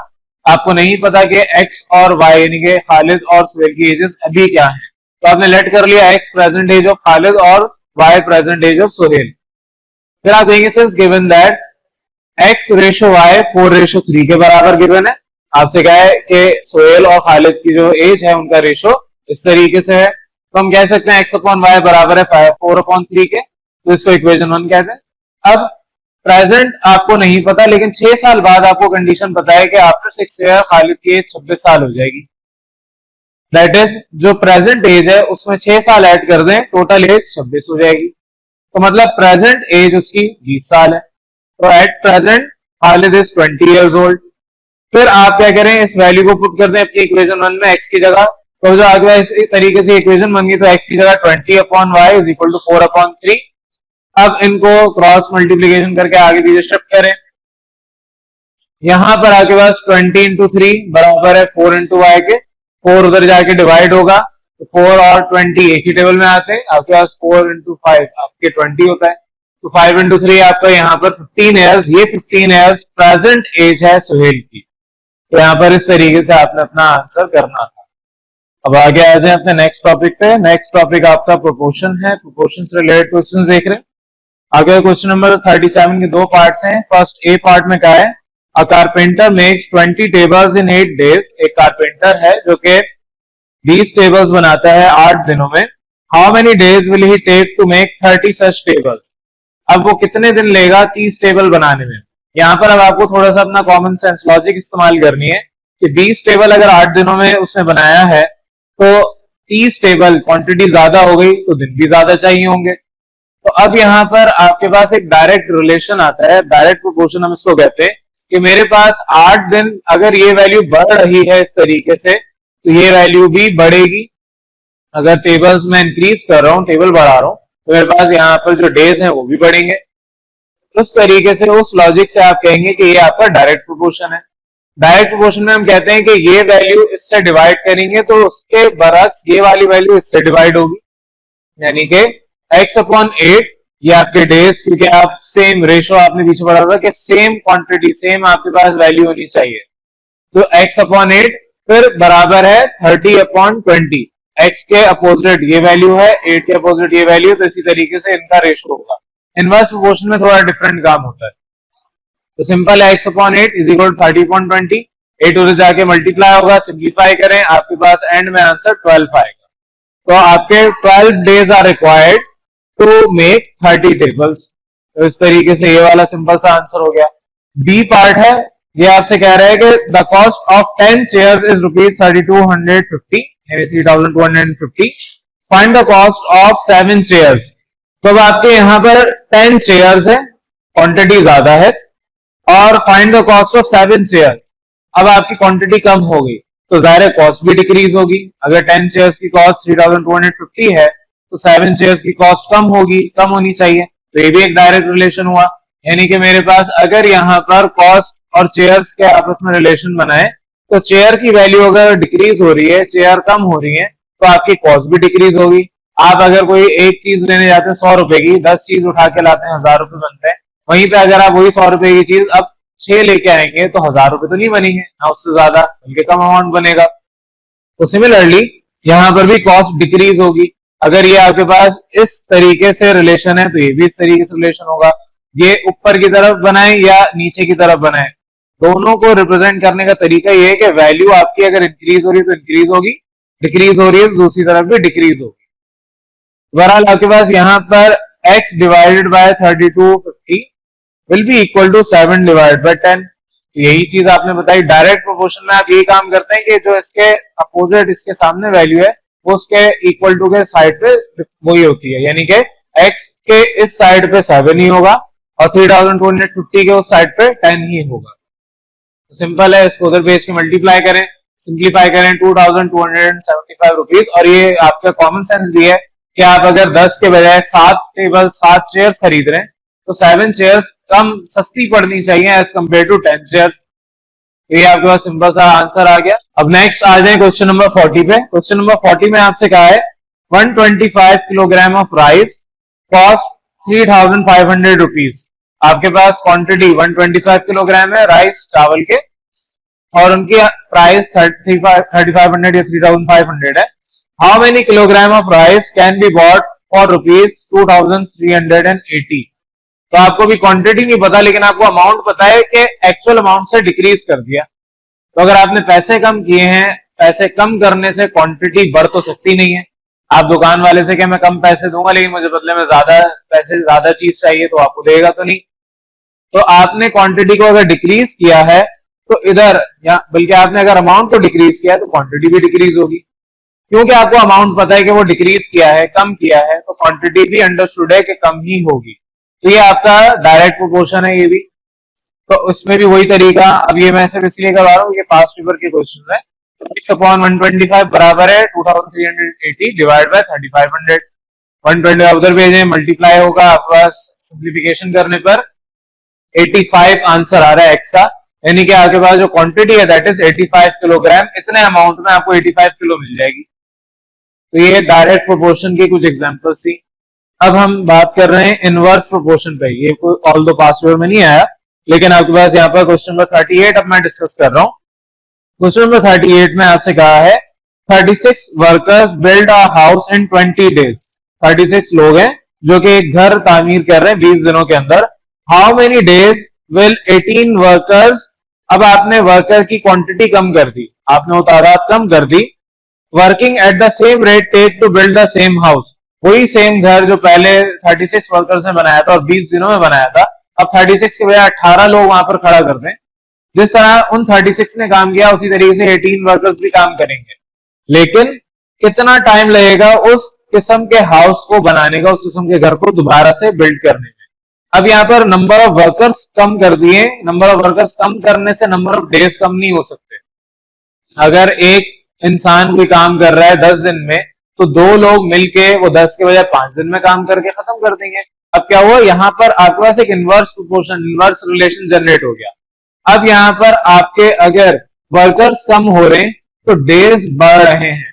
यहाँ पे बताया नहीं है लेकिन आपको वैसे कॉमन सेंस वाली बात है कि अगर एक टीम है वो 10 लोगों की है, 10 लोग मिलके कोई काम कर रहे हैं 10 दिन के अंदर, वहीं पे अगर 5 लोग छुट्टी कर लें या 5 लोग बीमार हो जाएं तो वो 10 दिन में काम नहीं हो सकता, उसके लिए काम के लिए टाइम ज्यादा और रिक्वायर्ड होगा। तो यहाँ पर आपने वैल्यू कम की है एक जगह, दूसरी जगह पे वैल्यू बढ़ गई। तो अगर यहाँ पर आपने वर्कर्स को कम किया तो दूसरी जगह डेज बढ़ गए। जब इस तरह का रिलेशन आता है तो उसे हम कहते हैं इनवर्स रिलेशन। और इनवर्स रिलेशन में आपके पास ये जो वैल्यू है x वो इसके प्रोपोर्शनल होती है, यानी कि आप करते हैं x upon 20 will be equal to 36 upon 18। तो x के अपोजिट साइड 36 आती है और 20 के अपोजिट साइड ये 18 आएगी। तो आपके पास x upon 20 equal to 36 upon 18। ये आपने एरोज वगैरह नहीं बनाने, आप ये एरो तो चले बना दे लेकिन ये डॉटेड लाइन नहीं बनानी होती एग्जाम में। तो बहरहाल x upon 20 is equal to 36 upon 18। ये आपको तरीका याद रखना है फॉर इनवर्स प्रोपोर्शन। तो जब आपके पास इस तरीके का कोई भी सवाल आएगा इनवर्स प्रोपोर्शन के लिए, तो बजाय जैसे डायरेक्ट में आप कर रहे थे वैसे करने के बजाय आप इनवर्स के लिए दूसरे तरीके से काम करते हैं। तो यहाँ पर आपके पास x will be equal to 20, यहाँ डिवाइड हो रहा है, उधर जाके मल्टीप्लाई होगा, सिंप्लीफिकेशन करें, आपके पास x का answer 40 days will be required to complete that house. तो ये आपके पास सिंपल सा क्वेश्चन था। क्लियर है यहाँ तक? अस्सलाम वालेकुम क्लास। अब हम आज अपना नया टॉपिक स्टार्ट कर रहे हैं कंपाउंड प्रोपोर्शन का। लास्ट क्लास के अंदर हमने डायरेक्ट और इनडायरेक्ट या इनवर्स प्रोपोर्शन पढ़ लिए थे। अब यहाँ पर आपका नया टॉपिक है कंपाउंड प्रोपोर्शन। ये दोनों डायरेक्ट और इनवर्स मिला दें तो एक नया प्रोपोर्शन बनता है जिसको हम कंपाउंड प्रोपोर्शन कहते हैं। जैसे पीछे हमने कंपाउंड रेशो पढ़ा था, उसी तरीके से यहाँ पर अब हम नया है ये कंपाउंड प्रोपोर्शन टॉपिक पढ़ रहे हैं। अब उससे रिलेटेड कुछ क्वेश्चंस है यहाँ पर पास्ट पेपर के, वो डिस्कस कर रहे हैं।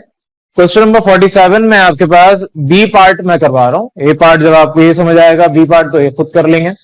बी पार्ट में क्या है, 8 machines can produce 560 units. 8 machines हैं वो 560 यूनिट्स प्रोड्यूस कर सकती हैं पर day, working 6 hours a day. एक दिन में 6 घंटे काम करके वो आपके पास इतना यूनिट्स प्रोड्यूस कर सकती हैं। How many machines are required to produce 1680 units per day working 9 hours a day. आपने दो चीजें यहां पर बढ़ा दी, नंबर ऑफ यूनिट्स भी बढ़ा दिए और पर डे जो उनके वर्किंग आवर्स थे वो भी बढ़ा दिए। तो पहले 6 घंटे मशीन चलती थी, अब 9 घंटे चलती हैं।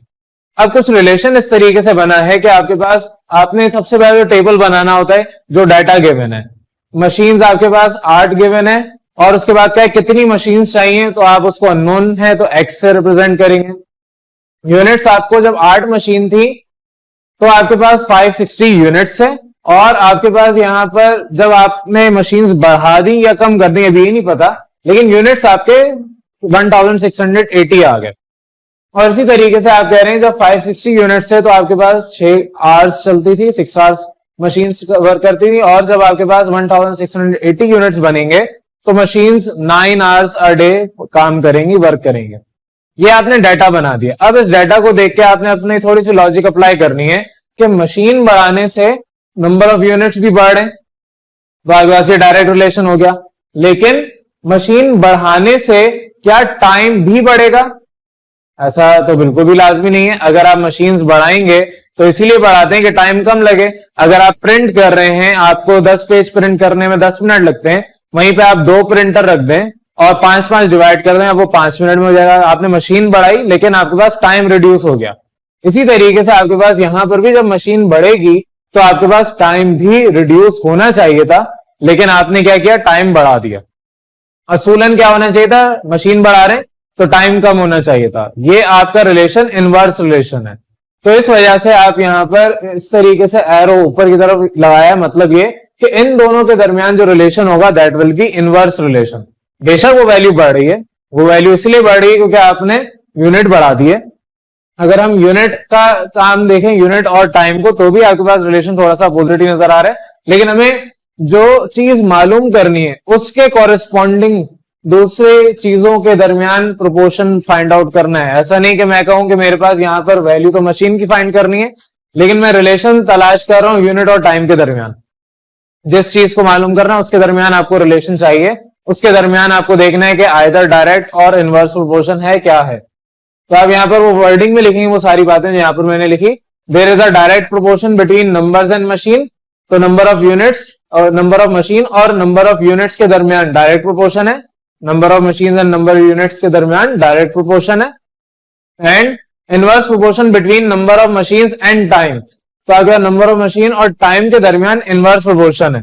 तो अब यहां पर आपके पास इनवर्स प्रोपोर्शन में जो वैल्यू होती है, आपको ने पीछे पढ़ा था, आपको मैंने पढ़ाया कि यहां पर अगर वैल्यू लिखी है तो वो बराबर होगी इसके, इज इक्वल टू के उस साइड पे। तो आप कहेंगे hence x upon 8 will be equal to, यहां पर आपकी जो वैल्यू है 1680 डिवाइड बाय 560 जो कि यहां पर है, यहां पर x डिवाइड बाय 8 हो रहा है। जाहिर है आपने पीछे डायरेक्ट प्रोपोर्शन पढ़ा है कि हम इसको किस तरीके से डिवाइड कर रहे हैं, मल्टीप्लाई बाय, क्योंकि अब आपके मशीन और टाइम के दरमियान इनवर्स रिलेशन है, तो आपके पास जहां पर x है उसके अपोजिट ये वाली वैल्यू इधर लिखी जाएगी, multiply by 6 divide by 9। Inverse relation में आप वैल्यू को दूसरे तरीके से लिखते हैं, ये पीछे आपने सीखा हुआ है। अब सिंप्लीफाई करना है, 8 उधर जाके मल्टीप्लाई होगा, यहाँ पे डिवाइड हो रहा है। सिंप्लीफिकेशन करने के बाद आपके पास 16 आंसर आएगा, तो x यानी कि टोटल आपके जो मशीन रिक्वायर्ड है वो यहाँ पर 16 मशीन रिक्वायर्ड है। इसी तरीके से आपका नेक्स्ट क्वेश्चन है, क्वेश्चन नंबर 48 का ए पार्ट हम डिस्कस कर रहे हैं, बी पार्ट में सिर्फ डाटा चेंज है, बाकी सब कुछ वही है, वर्डिंग वगैरह सारी सेम है।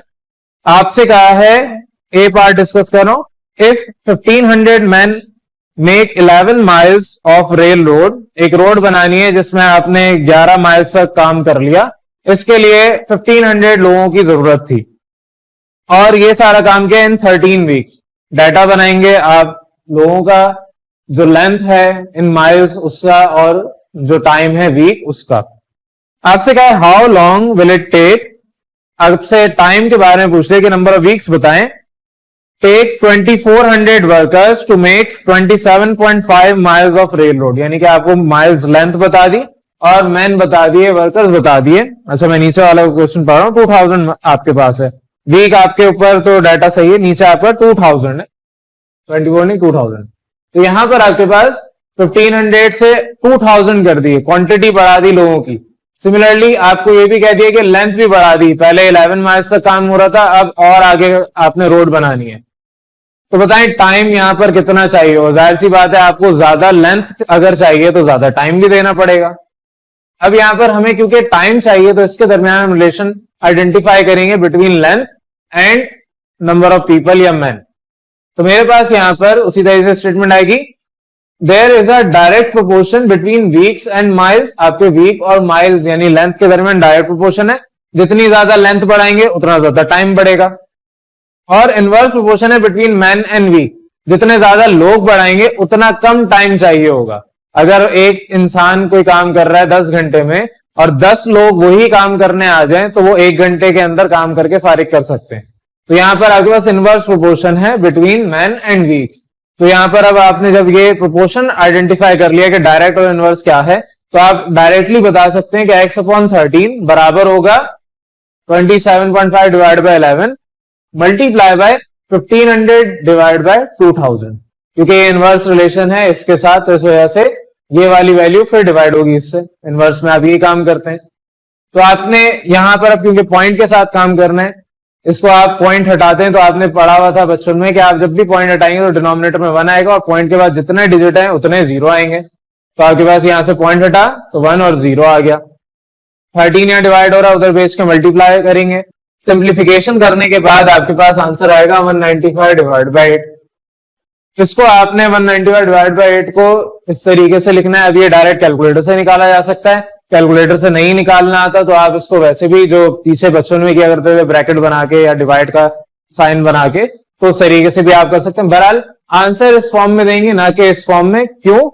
क्योंकि इसका मतलब ये होता है कि आपके पास 24 वीक तो स्ट्रेट फॉरवर्ड लगेंगे ही लगेंगे, और बकिया जो उसके बाद वाला वीक होगा जिसको आप 25वां वीक कहेंगे, उसके अंदर आप 8 हिस्से कर लें दिन के, उस 8 हिस्से में से 3 हिस्से जाएंगे, यानी पूरे वीक के 7 दिन होते हैं, उस 7 दिन को 8 हिस्सों में तकसीम कर लें, उसमें से 3 हिस्से जाएंगे।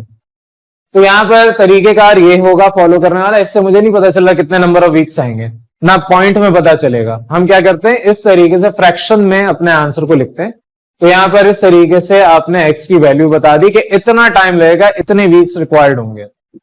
नेक्स्ट पे आ जाए, क्वेश्चन नंबर 49। क्वेश्चन नंबर 49 में आपसे कहा है, if 9 man consume 120 kilogram of rice in 20 days, 9 लोग हैं, फॉर एग्जाम्पल किसी जगह पर गए हैं जहां पर खाना वगैरह नहीं है, चावल लेके चले गए और 120 किलोग्राम वो चावल लेके गए, तो 20 दिन का उन्होंने राशन इकट्ठा कर लिया, 20 दिन के लिए अब वो खाना खा सकते हैं आराम से। In how many days will 15 men consume 250 kilogram of rice. दूसरा ग्रुप है, उसमें दूसरे ग्रुप में लोग जो है वो 15 चले गए। अब आपको नहीं पता कि उनके पास कितना राइस, कितना अमाउंट होगा, लेकिन आपको ये कहा है कि 15 लोग हैं और वो 250 किलोग्राम लेके चले गए। आप कितने दिनों में वो कंज्यूम कर लेंगे? तो नंबर ऑफ डेज आपसे बोला है कि बताएं क्या होगा। डाटा उसी तरीके से, नंबर ऑफ डेज एक के आपको पता है 20, दूसरे के आपको नहीं पता। जिसके 20 आपको पता है उसकी क्वांटिटी 120, जिसके बारे में नहीं पता उसकी क्वांटिटी 250 है। सिमिलरली 20 डेज वाले जो लोग हैं वो 9 हैं, जिनकी क्वांटिटी, जिनके नंबर ऑफ डेज नहीं पता, उनके लोगों की तादाद 15 है। डाटा बना लिया है।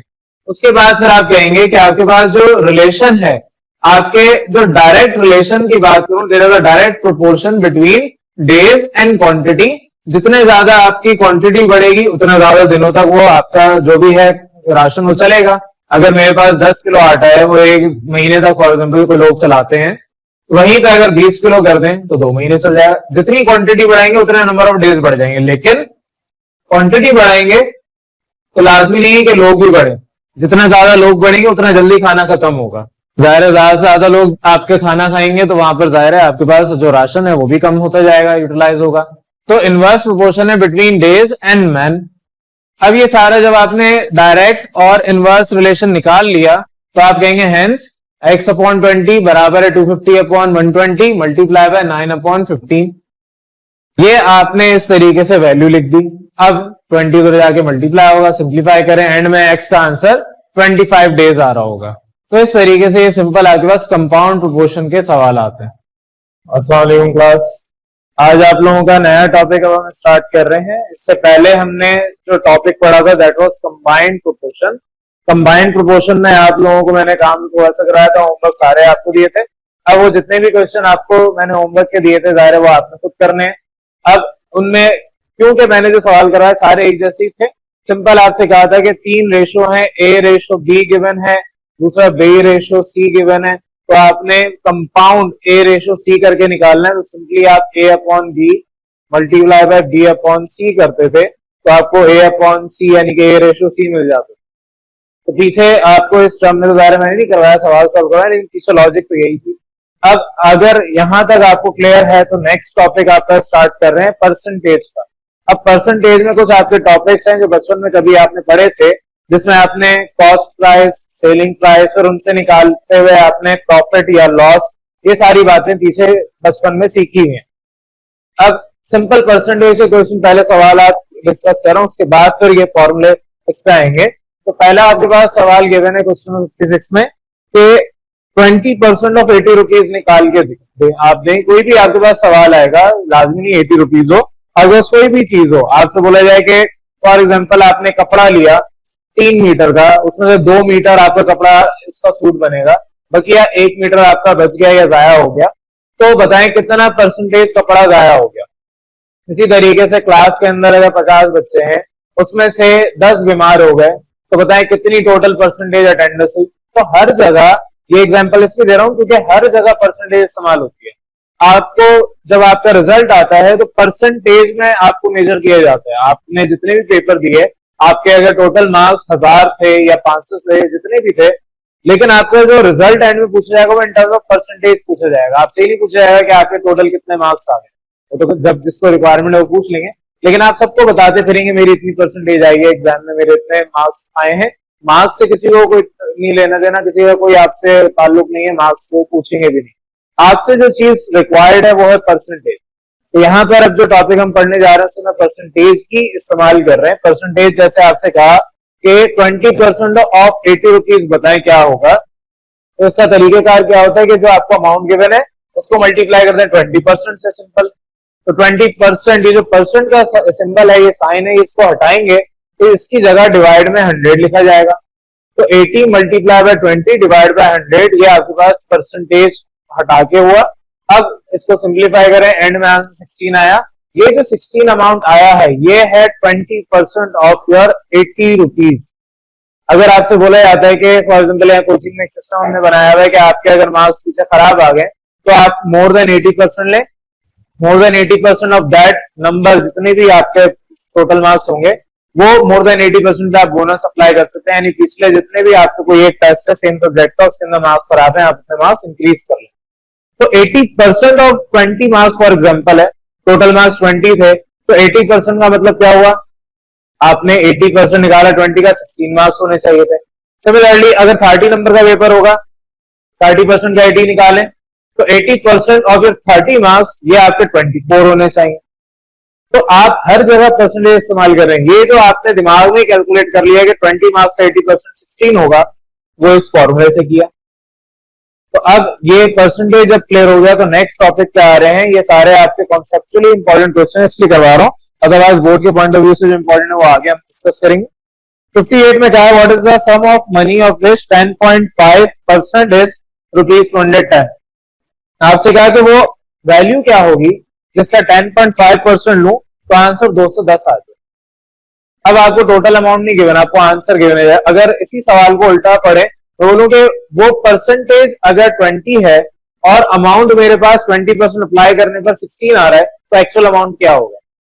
उसी तरीके से यहाँ सवाल गिवन है कि आपके पास परसेंटेज 10.5 है, ये 10.5 लिखने का तरीका है फ्रैक्शनल फॉर्म में। तो 10.5% of your sum of money का मतलब टोटल अमाउंट, ये अमाउंट 210 रुपीज आ रहा है। तो एक्चुअल अमाउंट आपको बताने क्या होगा, एक्चुअल अमाउंट निकालने का तरीका ये है, आप सबसे पहले तो लेट कर लें जो एक्चुअल अमाउंट है, टोटल अमाउंट है वो एक्स के बराबर है। एक्स क्या है, अमाउंट टोटल, लेकिन ये आपको पता नहीं है, इसको आपने निकालना है। तो जो वैल्यू आपको निकालनी है पता नहीं है, उसके लिए आपने इसको एक्स कंसीडर किया, मल्टीप्लाई बाय 10.5%। जिस तरह ऊपर आप कर रहे थे उसी तरीके से ये भी कर रहे हैं, लेकिन ऊपर आपको टोटल अमाउंट पता था, यहाँ टोटल अमाउंट नहीं पता। टोटल अमाउंट हमें निकालना है, तो टोटल अमाउंट निकालने के लिए उसको हमने एक्स का, और हमने कहा कि 10.5% ऑफ दैट एक्स वैल्यू, ये अमाउंट टोटल जो आपका है आएगा 210 रुपीज। अब आपको सॉल्व करना तो आता है, ये परसेंट साइन हटाएंगे, 10.5 डिवाइड बाय 100, इधर 210 है, यहाँ 100 डिवाइड हो रहा है, उधर जाके मल्टीप्लाई होगा, इधर ये मल्टीप्लाई और एक्स के साथ दूसरी साइड पे जाके डिवाइड होगा। कैलकुलेटर की मदद से सॉल्व कर लें, आपके पास आंसर 2000 रुपीज आएगा एक्स का। तो टोटल अगर मेरे पास एक्स यानी कि टोटल अमाउंट मेरा 2000 रुपए होंगे, तो मेरे पास 10.5% of that 2000 rupees will be 210 rupees. तो ये सिंपल सा आपके पास क्वेश्चन था जिसमें आपको परसेंटेज इस्तेमाल करते हुए क्वेश्चन को सॉल्व करना था। अब ये जो परसेंटेज है सिंपल से आपने निकालना सीखा है, इसको इस्तेमाल करते हुए नेक्स्ट कॉन्सेप्ट पे आ रहे हैं कि प्रॉफिट या लॉस कैसे निकाला जाता है। तो कुछ फॉर्मूले हैं जो कि आपको याद करने। सबसे पहला प्रॉफिट, प्रॉफिट को हम गेन के तौर पे भी वर्ड यूज करते हैं, किताब में या कहीं क्वेश्चन में आपके पास आ जाए, क्वेश्चन आपके पास गिवन हो जिसमें गेन लिखा हो प्रॉफिट की जगह, तो वहां पर आपको घबराना नहीं है, आपने प्रॉफिट जो पढ़ा है वही चीज गेन है। तो यहाँ पर प्रॉफिट बोले या गेन बोले, अगर गेन की बात हो रही तो जहां भी प्रॉफिट है वहां गेन का वर्ड इस्तेमाल हो जाएगा। प्रॉफिट निकालने का तरीका क्या है, प्रॉफिट का मतलब मैंने एक चीज खरीदी 100 रुपए की, उसको 150 में बेच दिया, तो मेरे पास 50 रुपए मुनाफा हो गया, ये प्रॉफिट है मेरा। तो आपके पास जो कॉस्ट प्राइस है, जितने की चीज मुझे पड़ी, और सेलिंग प्राइस है, जितने की मैंने उस चीज को बेचा, तो selling price minus cost price, ये आपने जितने की बेची चीज उसकी प्राइस है, और वो जो आपने चीज बेचने से पहले खरीदी होगी, जितने की खरीदी वो कॉस्ट प्राइस है। आपको इसको S.P सेलिंग प्राइस की शॉर्ट नोटेशन S.P और सिमिलरली कॉस्ट प्राइस को C.P से रिप्रेजेंट करते हैं। तो selling price minus cost price ये आपका प्रॉफिट होगा। लेकिन अगर मुझे नुकसान हुआ, मैंने 100 रुपए की चीज खरीदी, लेकिन वो फॉर एग्जाम्पल मैंने फल खरीदे 100 रुपए के, अब मुझे आगे बेचने, वो एक वक्त के बाद सड़ गए या खराब हो गए, अब वो कम पैसों में मुझे बेचने पड़ेंगे, क्योंकि बेहतर है कि कम पैसों में बेचूं बजाय के वो बिके ही ना, खराब हो गए, उसको डस्टबिन में फेंकना पड़े या खाद बनानी पड़े उससे। तो आपने उसको अगर लॉस में बेचा, आपको वो महंगा पड़ा, आपने सस्ते में बेच दिया, तो लॉस के लिए आपका फॉर्मूला चेंज हो जाता है cost price minus selling price. 100 रुपए की चीज खरीदी, 80 रुपए में बेच दी, तो आपने जो लॉस उठाया वो 20 रुपए का उठाया, तो 100 माइनस 80, ये आपके पास 20 रुपीज आ गया लॉस। तो लॉस का और प्रॉफिट का फॉर्मूला एक ही है, बस आप क्या करते हैं, वैल्यू को आगे पीछे करते हैं। एक कॉमन सेंस वाली बात भी है, जो बड़ी वैल्यू है माइनस छोटी वैल्यू करेंगे। अगर आपने 10,000 की एक चीज खरीदी है, आप चाहेंगे कि उसको 10,000 से ज्यादा में बेचे, आप ये कभी नहीं चाहेंगे कम में बेचे। तो आप अगर कम में बेच रहे हैं तो लॉस है, ज्यादा में बेच रहे हैं तो प्रॉफिट है। अब प्रॉफिट अगर निकाल लिया तो परसेंट प्रॉफिट कैसे निकालेंगे, प्रॉफिट परसेंटेज निकालने का फॉर्मूला सिंपल सा है, जो प्रॉफिट की वैल्यू इस फॉर्मूले से आई वो डिवाइड बाय जो इनिशियल कॉस्ट प्राइस थी जितने की आपने चीज खरीदी मल्टीप्लाई बाय 100। जब भी परसेंटेज का ये सिंबल इस्तेमाल होगा आपके पास 100 से मल्टीप्लाई होगा। अगर ये परसेंटेज में सिंबल हटा दूं तो सिंपल ये 100 भी हट जाएगा। तो प्रॉफिट परसेंटेज निकालने का formula profit upon cost price multiply by 100। Similarly loss percentage निकालने का भी फॉर्मूला है loss upon cost price multiply by 100। ये आपके बेसिक से 4 फॉर्मूले जो कि आपने आगे पूरे किताब के अंदर जो बकिया क्वेश्चन है उसमें इस्तेमाल करने। अब हम यहाँ क्वेश्चन के ऊपर आ रहे हैं। 69 का ए पार्ट में डिस्कस कर रहा हूँ, तो इसके बाद बी पार्ट भी करवाता हूँ। आपसे कहा है ए पार्ट में the cost price of an article is ₹300। एक आर्टिकल, एक चीज आपने खरीदी है, उसके कॉस्ट प्राइस 300 रुपए and it's selling price is 345। आपने वो खरीदा और उसको बेच दिया 345 में। आपने सस्ते में खरीदा और महंगे में बेच दिया। फाइंड द प्रॉफिट और लॉस परसेंटेज। अब ये आपने बताना है कि आइदर आपको प्रॉफिट हुआ या लॉस हुआ है, तो आपको अपना दिमाग को इस्तेमाल करना है। जाहिर है आपके पास प्रॉफिट हुआ है, तो प्रॉफिट परसेंटेज निकालने का सिंपल सा फॉर्मूला है प्रॉफिट पहले निकालना है, आपने डाटा लिखना है। अब सवाल आपको पता है किस तरह से करना होगा। सोल्यूशन की हेडिंग डालेंगे ब्लू मार्कर से, अंडरलाइन ब्लैक से करेंगे, फिर उसके आगे से मैं काम करवाता हूँ। यहाँ जितना भी काम है सोल्यूशन के बाद का काम है, आपने सोल्यूशन की हेडिंग डालने के बाद ये ब्लू पेन से करना है।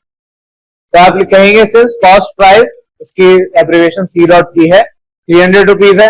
Similarly selling price S dot की है, इसकी एब्रिविएशन 345 रुपीज है।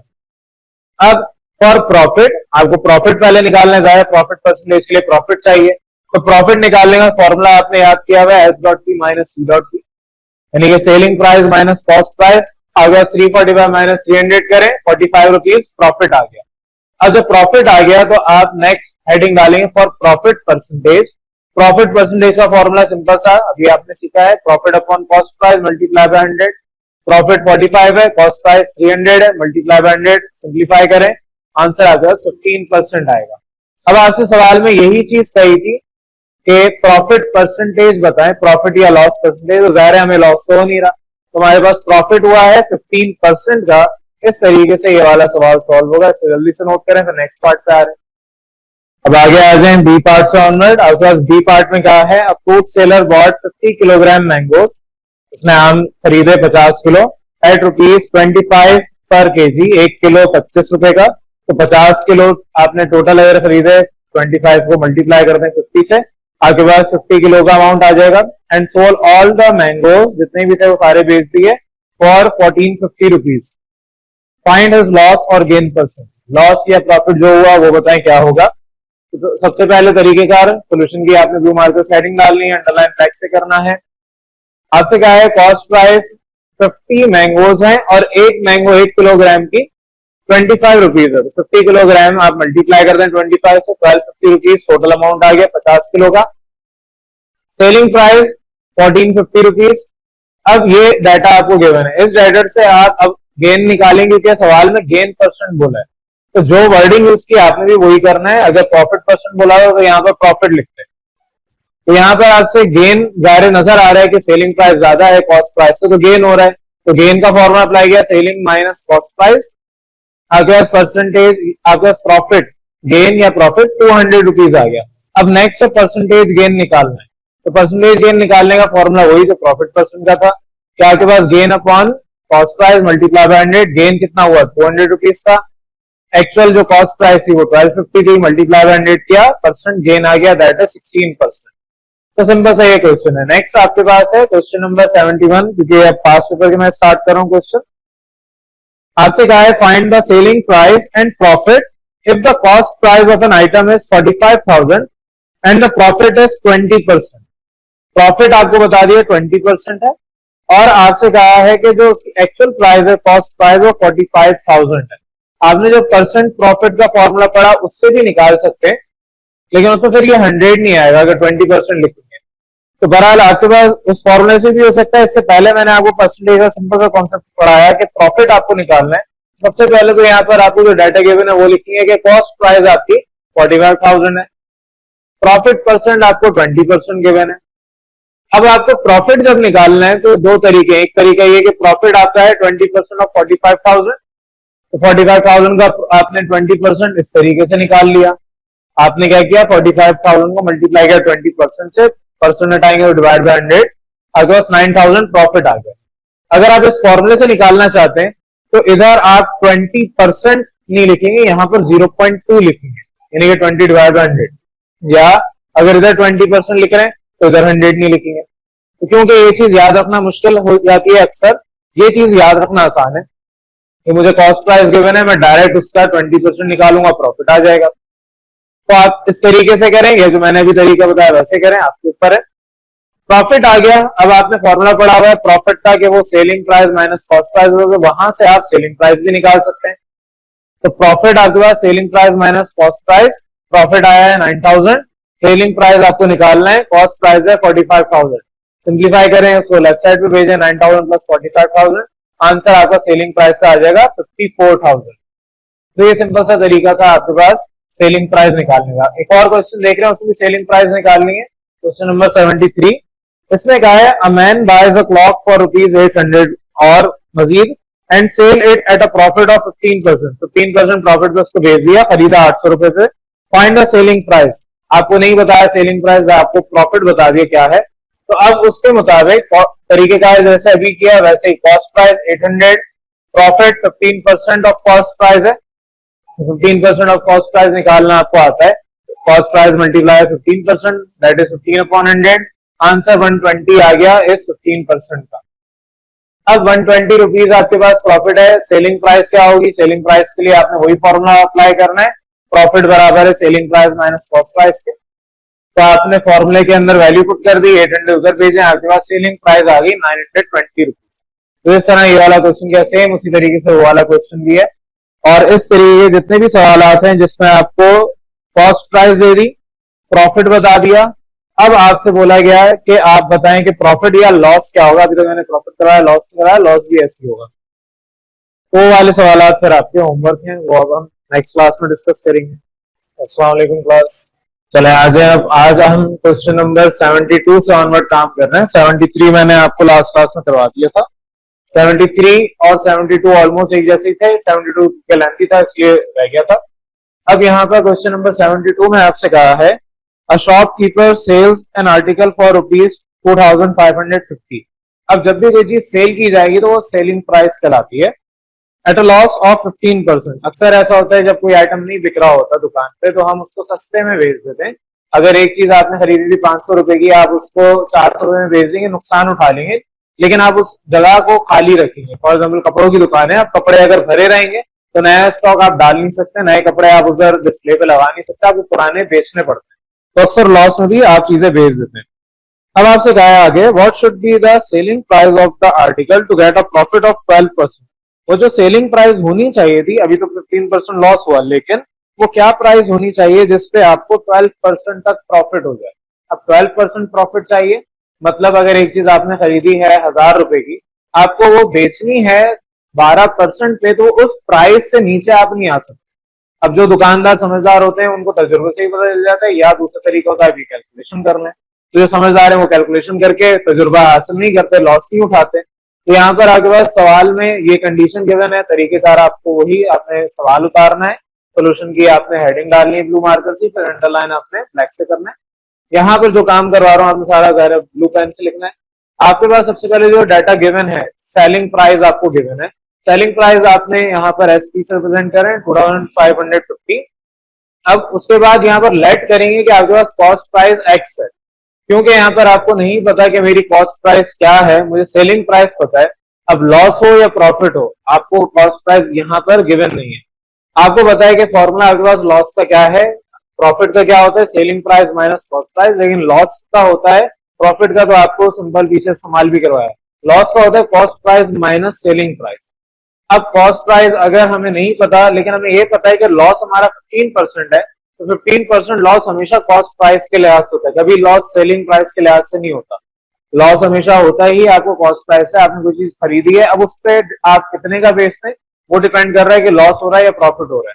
तो हमेशा लॉस या प्रॉफिट दोनों कॉस्ट प्राइस के लिहाज से होते हैं। लॉस हुआ है 15% ऑफ द कॉस्ट प्राइस, तो 15% को 15/100, एक्स हम कह रहे हैं कॉस्ट प्राइस को, तो मल्टीप्लाई बाय एक्स, 15x/100, ये हमारे पास लॉस की इक्वेशन आ गई।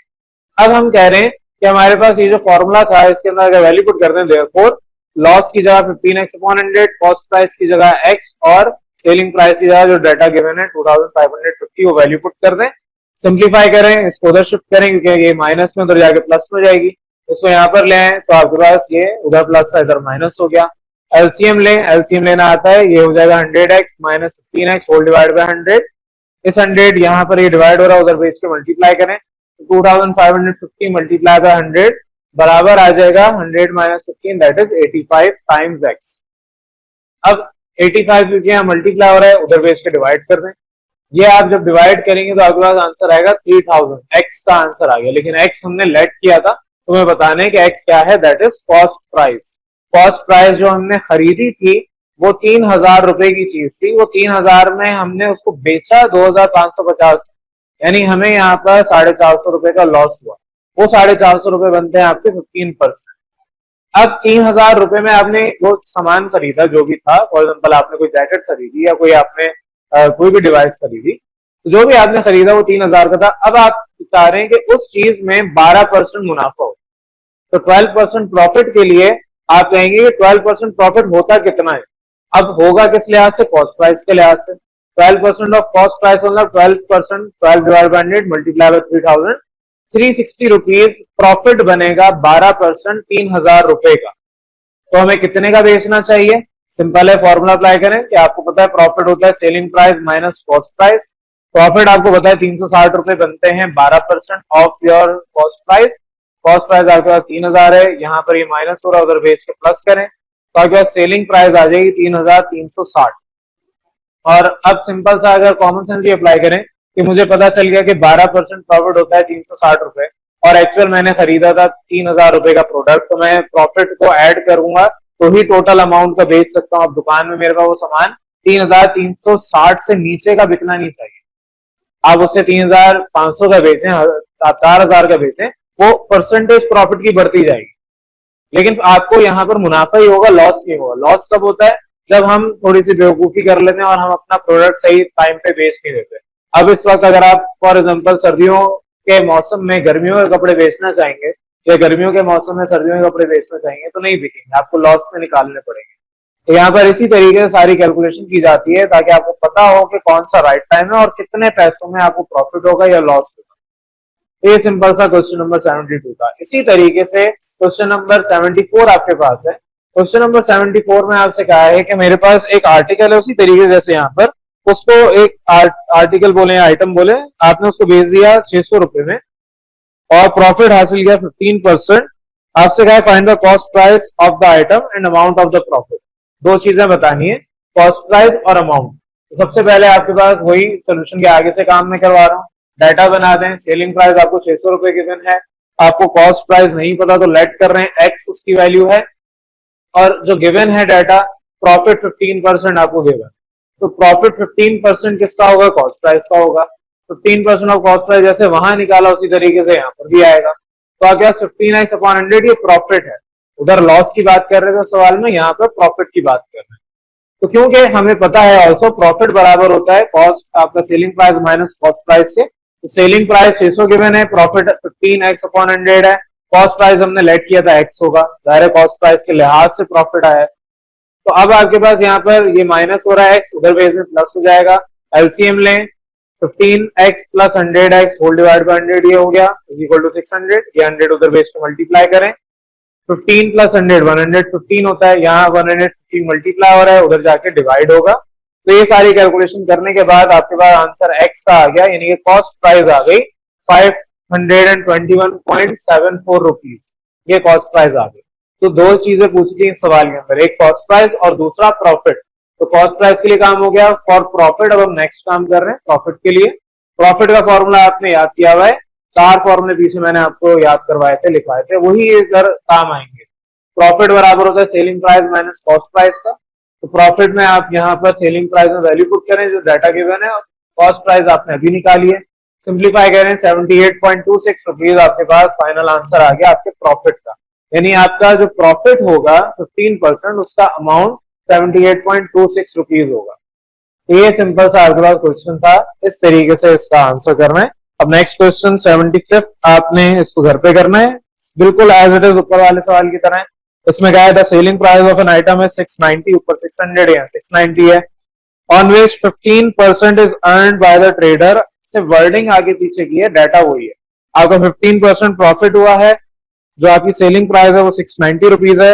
What is the cost price of the item, ऊपर दो चीजें बोली थी, प्रॉफिट भी बताएं, लेकिन यहाँ पर सिर्फ कॉस्ट प्राइस बताना है। तो कॉस्ट प्राइस यहाँ तक जो मैंने काम करवाया, बस यहाँ तक आपने काम करना, ये वाला काम अगले सवाल में नहीं करना। तो यहाँ तक जल्दी से नोट करें, फिर मैं नेक्स्ट क्वेश्चन करवा रहा हूँ। Find the selling price and profit, 79 देख लें। Find the selling price and profit if the cost price of an item is 45,000 and its profit is 25%। Cost price given है, प्रॉफिट गिवन है 25%। क्या selling price निकाली जा सकती है? कैसे होगा? प्रॉफिट आपके पास गिवन है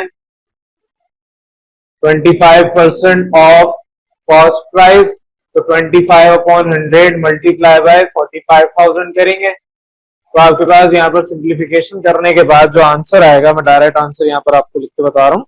आपके पास प्रॉफिट आ गया 11,250। ये अब मैं आपको होमवर्क क्वेश्चन दे रहा हूँ, ये आप खुद भी कर सकते हैं। उसके बाद आपसे कहा था कि सेलिंग प्राइस बताएं। सवाल जो 79 का ए पार्ट है उसमें find the selling price and the profit. तो प्रॉफिट तो आपने निकाल लिया, ये एक आंसर आ गया। इधर आप हेडिंग डाल देंगे फॉर प्रॉफिट की, फिर आप हेडिंग डाल देंगे फॉर सेलिंग प्राइस। पूरा ये मैंने शॉर्ट लिखा है, आपने पूरा लिखना है। तो आपके पास फॉर्मूला प्रॉफिट का होता है selling price minus cost price. Profit निकाल लिया 11,250, सेलिंग प्राइस निकालनी है, ये आपके पास 45,000 है। सिंप्लीफाई करें, सेलिंग प्राइस आ जाएगी। सिर्फ इसको उधर भेजें, आपके पास सिंप्लीफाई करने पर इसकी सेलिंग प्राइस आ गई। तो ये सिंपल सा आपके पास काम है। नेक्स्ट आपके बी पार्ट में क्या है, find the selling price and profit if the cost price of an item is, cost price आपको गिवन है 2,40,000 एंड द प्रॉफिट इज 8%। सिर्फ डाटा का फर्क है, काम वही है जो पिछले ए पार्ट में आपने करना है। सेलिंग प्राइस और प्रॉफिट निकालना है। Profit 8% of cost price, cost price है आपकी 2,40,000, 8% निकालेंगे 2,40,000 का, तो आपके पास अराउंड 19,200 रुपए आएगा। तो 19,200 आपका प्रॉफिट आ गया। जिस तरह अभी मैंने करवाया उसी तरीके से आपका प्रॉफिट आएगा। फिर उसके बाद यही फॉर्मूला अप्लाई करके आप अपनी सेलिंग प्राइस निकालेंगे। 2,40,000 इसमें ऐड कर देंगे तो आपके पास 2 लाख आगे 59,200 है।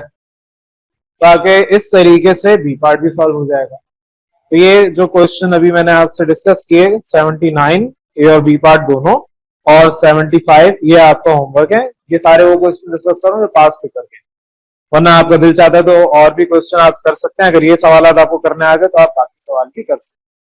अस्सलाम वालेकुम क्लास, चलें आ जाए अब अपने बचिया रिमेनिंग क्वेश्चंस की तरफ। आपके पास लास्ट क्लास के अंदर मैंने काफी सारे क्वेश्चन बताए नहीं, लेकिन जो मिलते जुलते क्वेश्चन थे हमने प्रॉफिट लॉस वगैरह के वो कर लिए थे। अब ये 3 क्वेश्चन आपके रह गए हैं इस किताब के, फिर हम कुछ क्वेश्चन पास्ट रिव्यू करके देखेंगे। आपके पास क्वेश्चन नंबर 77 में कहा है अ डीलर परचेजेस 30 वॉचेस। आपने फॉर एग्जांपल घड़ियां खरीदनी है, आप एक साथ बल्क में 30, इस इंसान ने 30 खरीदी at a price of 2,000 rupees each. एक घड़ी की कीमत 2,000 थी। ही sold them at the profit of rupees 400 each, यानी कि उसने जो सेल किया वो 2,400 का किया, ताकि उसके पास जो प्रॉफिट आया वो 400 रुपए का आ गया। लेकिन डाटा में आपको प्रॉफिट गिवन है, आपको सेलिंग प्राइस नहीं गिवन। आपसे कहा calculate his total profit and profit percent. तो आपसे दो चीजें, प्रॉफिट परसेंटेज और प्रॉफिट, ये दोनों निकालने को कहा है। अब तरीके का सारा आपको पता है, सवाल उतारेंगे, सोल्यूशन की हेडिंग डालेंगे ब्लू मार्कर से, अंडरलाइन फ्लैग से करेंगे, उसके आगे ये जो सोल्यूशन है ये ब्लू पेन से करना है। आपके पास जो डाटा गिवन है पहले वो डाटा बनाएंगे। आप कहेंगे सिंस कॉस्ट प्राइस आपकी 30 वॉचेस की, क्योंकि आपको एक वॉच की गिवन है, 30 की कितनी होगी, सिंपल 30 मल्टीप्लाई करते हैं 2,000 से, तो आपके पास 30 घड़ियों की प्राइस आ जाएगी। Cost price that will be 60,000 rupees. और उस पे जो प्रॉफिट हुआ, एक घड़ी पे 400 रुपए का हुआ, तो 30 वॉचेस पे 30 मल्टीप्लाई 400, 12,000 का प्रॉफिट होगा। तो आपका जो डाटा है वो एक घड़ी के हिसाब से गिवन है और बताया है कि टोटल उसने 30 घड़ियां खरीदी है। तो यहाँ से प्रॉफिट आ गया। सवाल में दो चीजें कही थी, आपका टोटल प्रॉफिट डायरेक्ट 30 वॉचेस हैं, तो 30 वॉचेस का प्रॉफिट होगा 12,000। आपने डायरेक्ट यहाँ से कह दिया है टोटल प्रॉफिट 12,000 रुपए। दूसरी चीज अब आपको मालूम करनी है प्रॉफिट परसेंट। तो परसेंट प्रॉफिट का फॉर्मूला आपको पीछे पढ़ाया था मैंने कि प्रॉफिट परसेंटेज निकाला जाता है profit divide by it's cost price multiply by 100। Selling price से प्रॉफिट नहीं निकाला जाता, कॉस्ट प्राइस से निकाला जाता है। आप जो चीज खरीदते हैं, अब जो बेच रहे हैं, जाहिर है या तो प्रॉफिट में बिकेगा या लॉस में बिकेगा। अगर आपको प्रॉफिट परसेंट चाहिए या लॉस परसेंट चाहिए, होगा वो डिवाइडेड बाय कॉस्ट प्राइस ही। अगर आपके प्रॉफिट नहीं हो रहा, लॉस हो रहा है, तब भी कॉस्ट प्राइस से डिवाइड करना है, या अगर प्रॉफिट हो रहा है तब भी कॉस्ट प्राइस से होगा। बहरहाल फॉर्मूला ये सिंपल सा है, प्रॉफिट की value divide by cost price की वैल्यू मल्टीप्लाई बाय 100। सिंप्लीफाई करने पर आपके पास प्रॉफिट परसेंटेज आ गई 20%, यानी कि जो 400 रुपए उसने कमाए हैं, उसने 20% मुनाफा हासिल किया। आपका अगर दिल चाहता आप इसमें 50% कर सकते थे मुनाफा, आप 1000 रुपए का मार्जिन रख लेते, आपके पास फिर जो प्रॉफिट होता है एक घड़ी पे वो 400 के 1000 रुपए का हो जाता। तो इस तरह का सवाल आपके पास डाटा चेंज करके कोई भी आ सकता है, वैल्यू चेंज कर दी जाएगी, आपसे बोला जाएगा प्रॉफिट परसेंट बताएं। आपको हो सकता है 2000 के बजाय बोला जाए 5000 की घड़ी है, हो सकता है बोला जाए 600 रुपए की घड़ी है, तो आपके पास डाटा चेंज हो सकता है, कॉन्सेप्ट यही रहेगा। नेक्स्ट क्वेश्चन पे आ जाए, ऑल्दो इसका भी कॉन्सेप्ट सेम ही है। क्वेश्चन नंबर 78 में आपसे कहा है a person bought a used car for rupees 2,70,000, 2,70,000 की उसने गाड़ी खरीदी, and got it repaired for 10,000, 5,000 and 25,000 on different occasion. हो सकता है पहले उसने गाड़ी खरीदी तो उसने 10,000 का काम करवा लिया, फिर 1-2 हफ्ते बाद या 1 महीने बाद उसे 5,000 का और कोई सर्विस करवा ली, फिर हो सकता है उसका इंजन खराब हो गया, उसने इंजन रिपेयर करवाया, वो 25,000 उसमें और लग गए।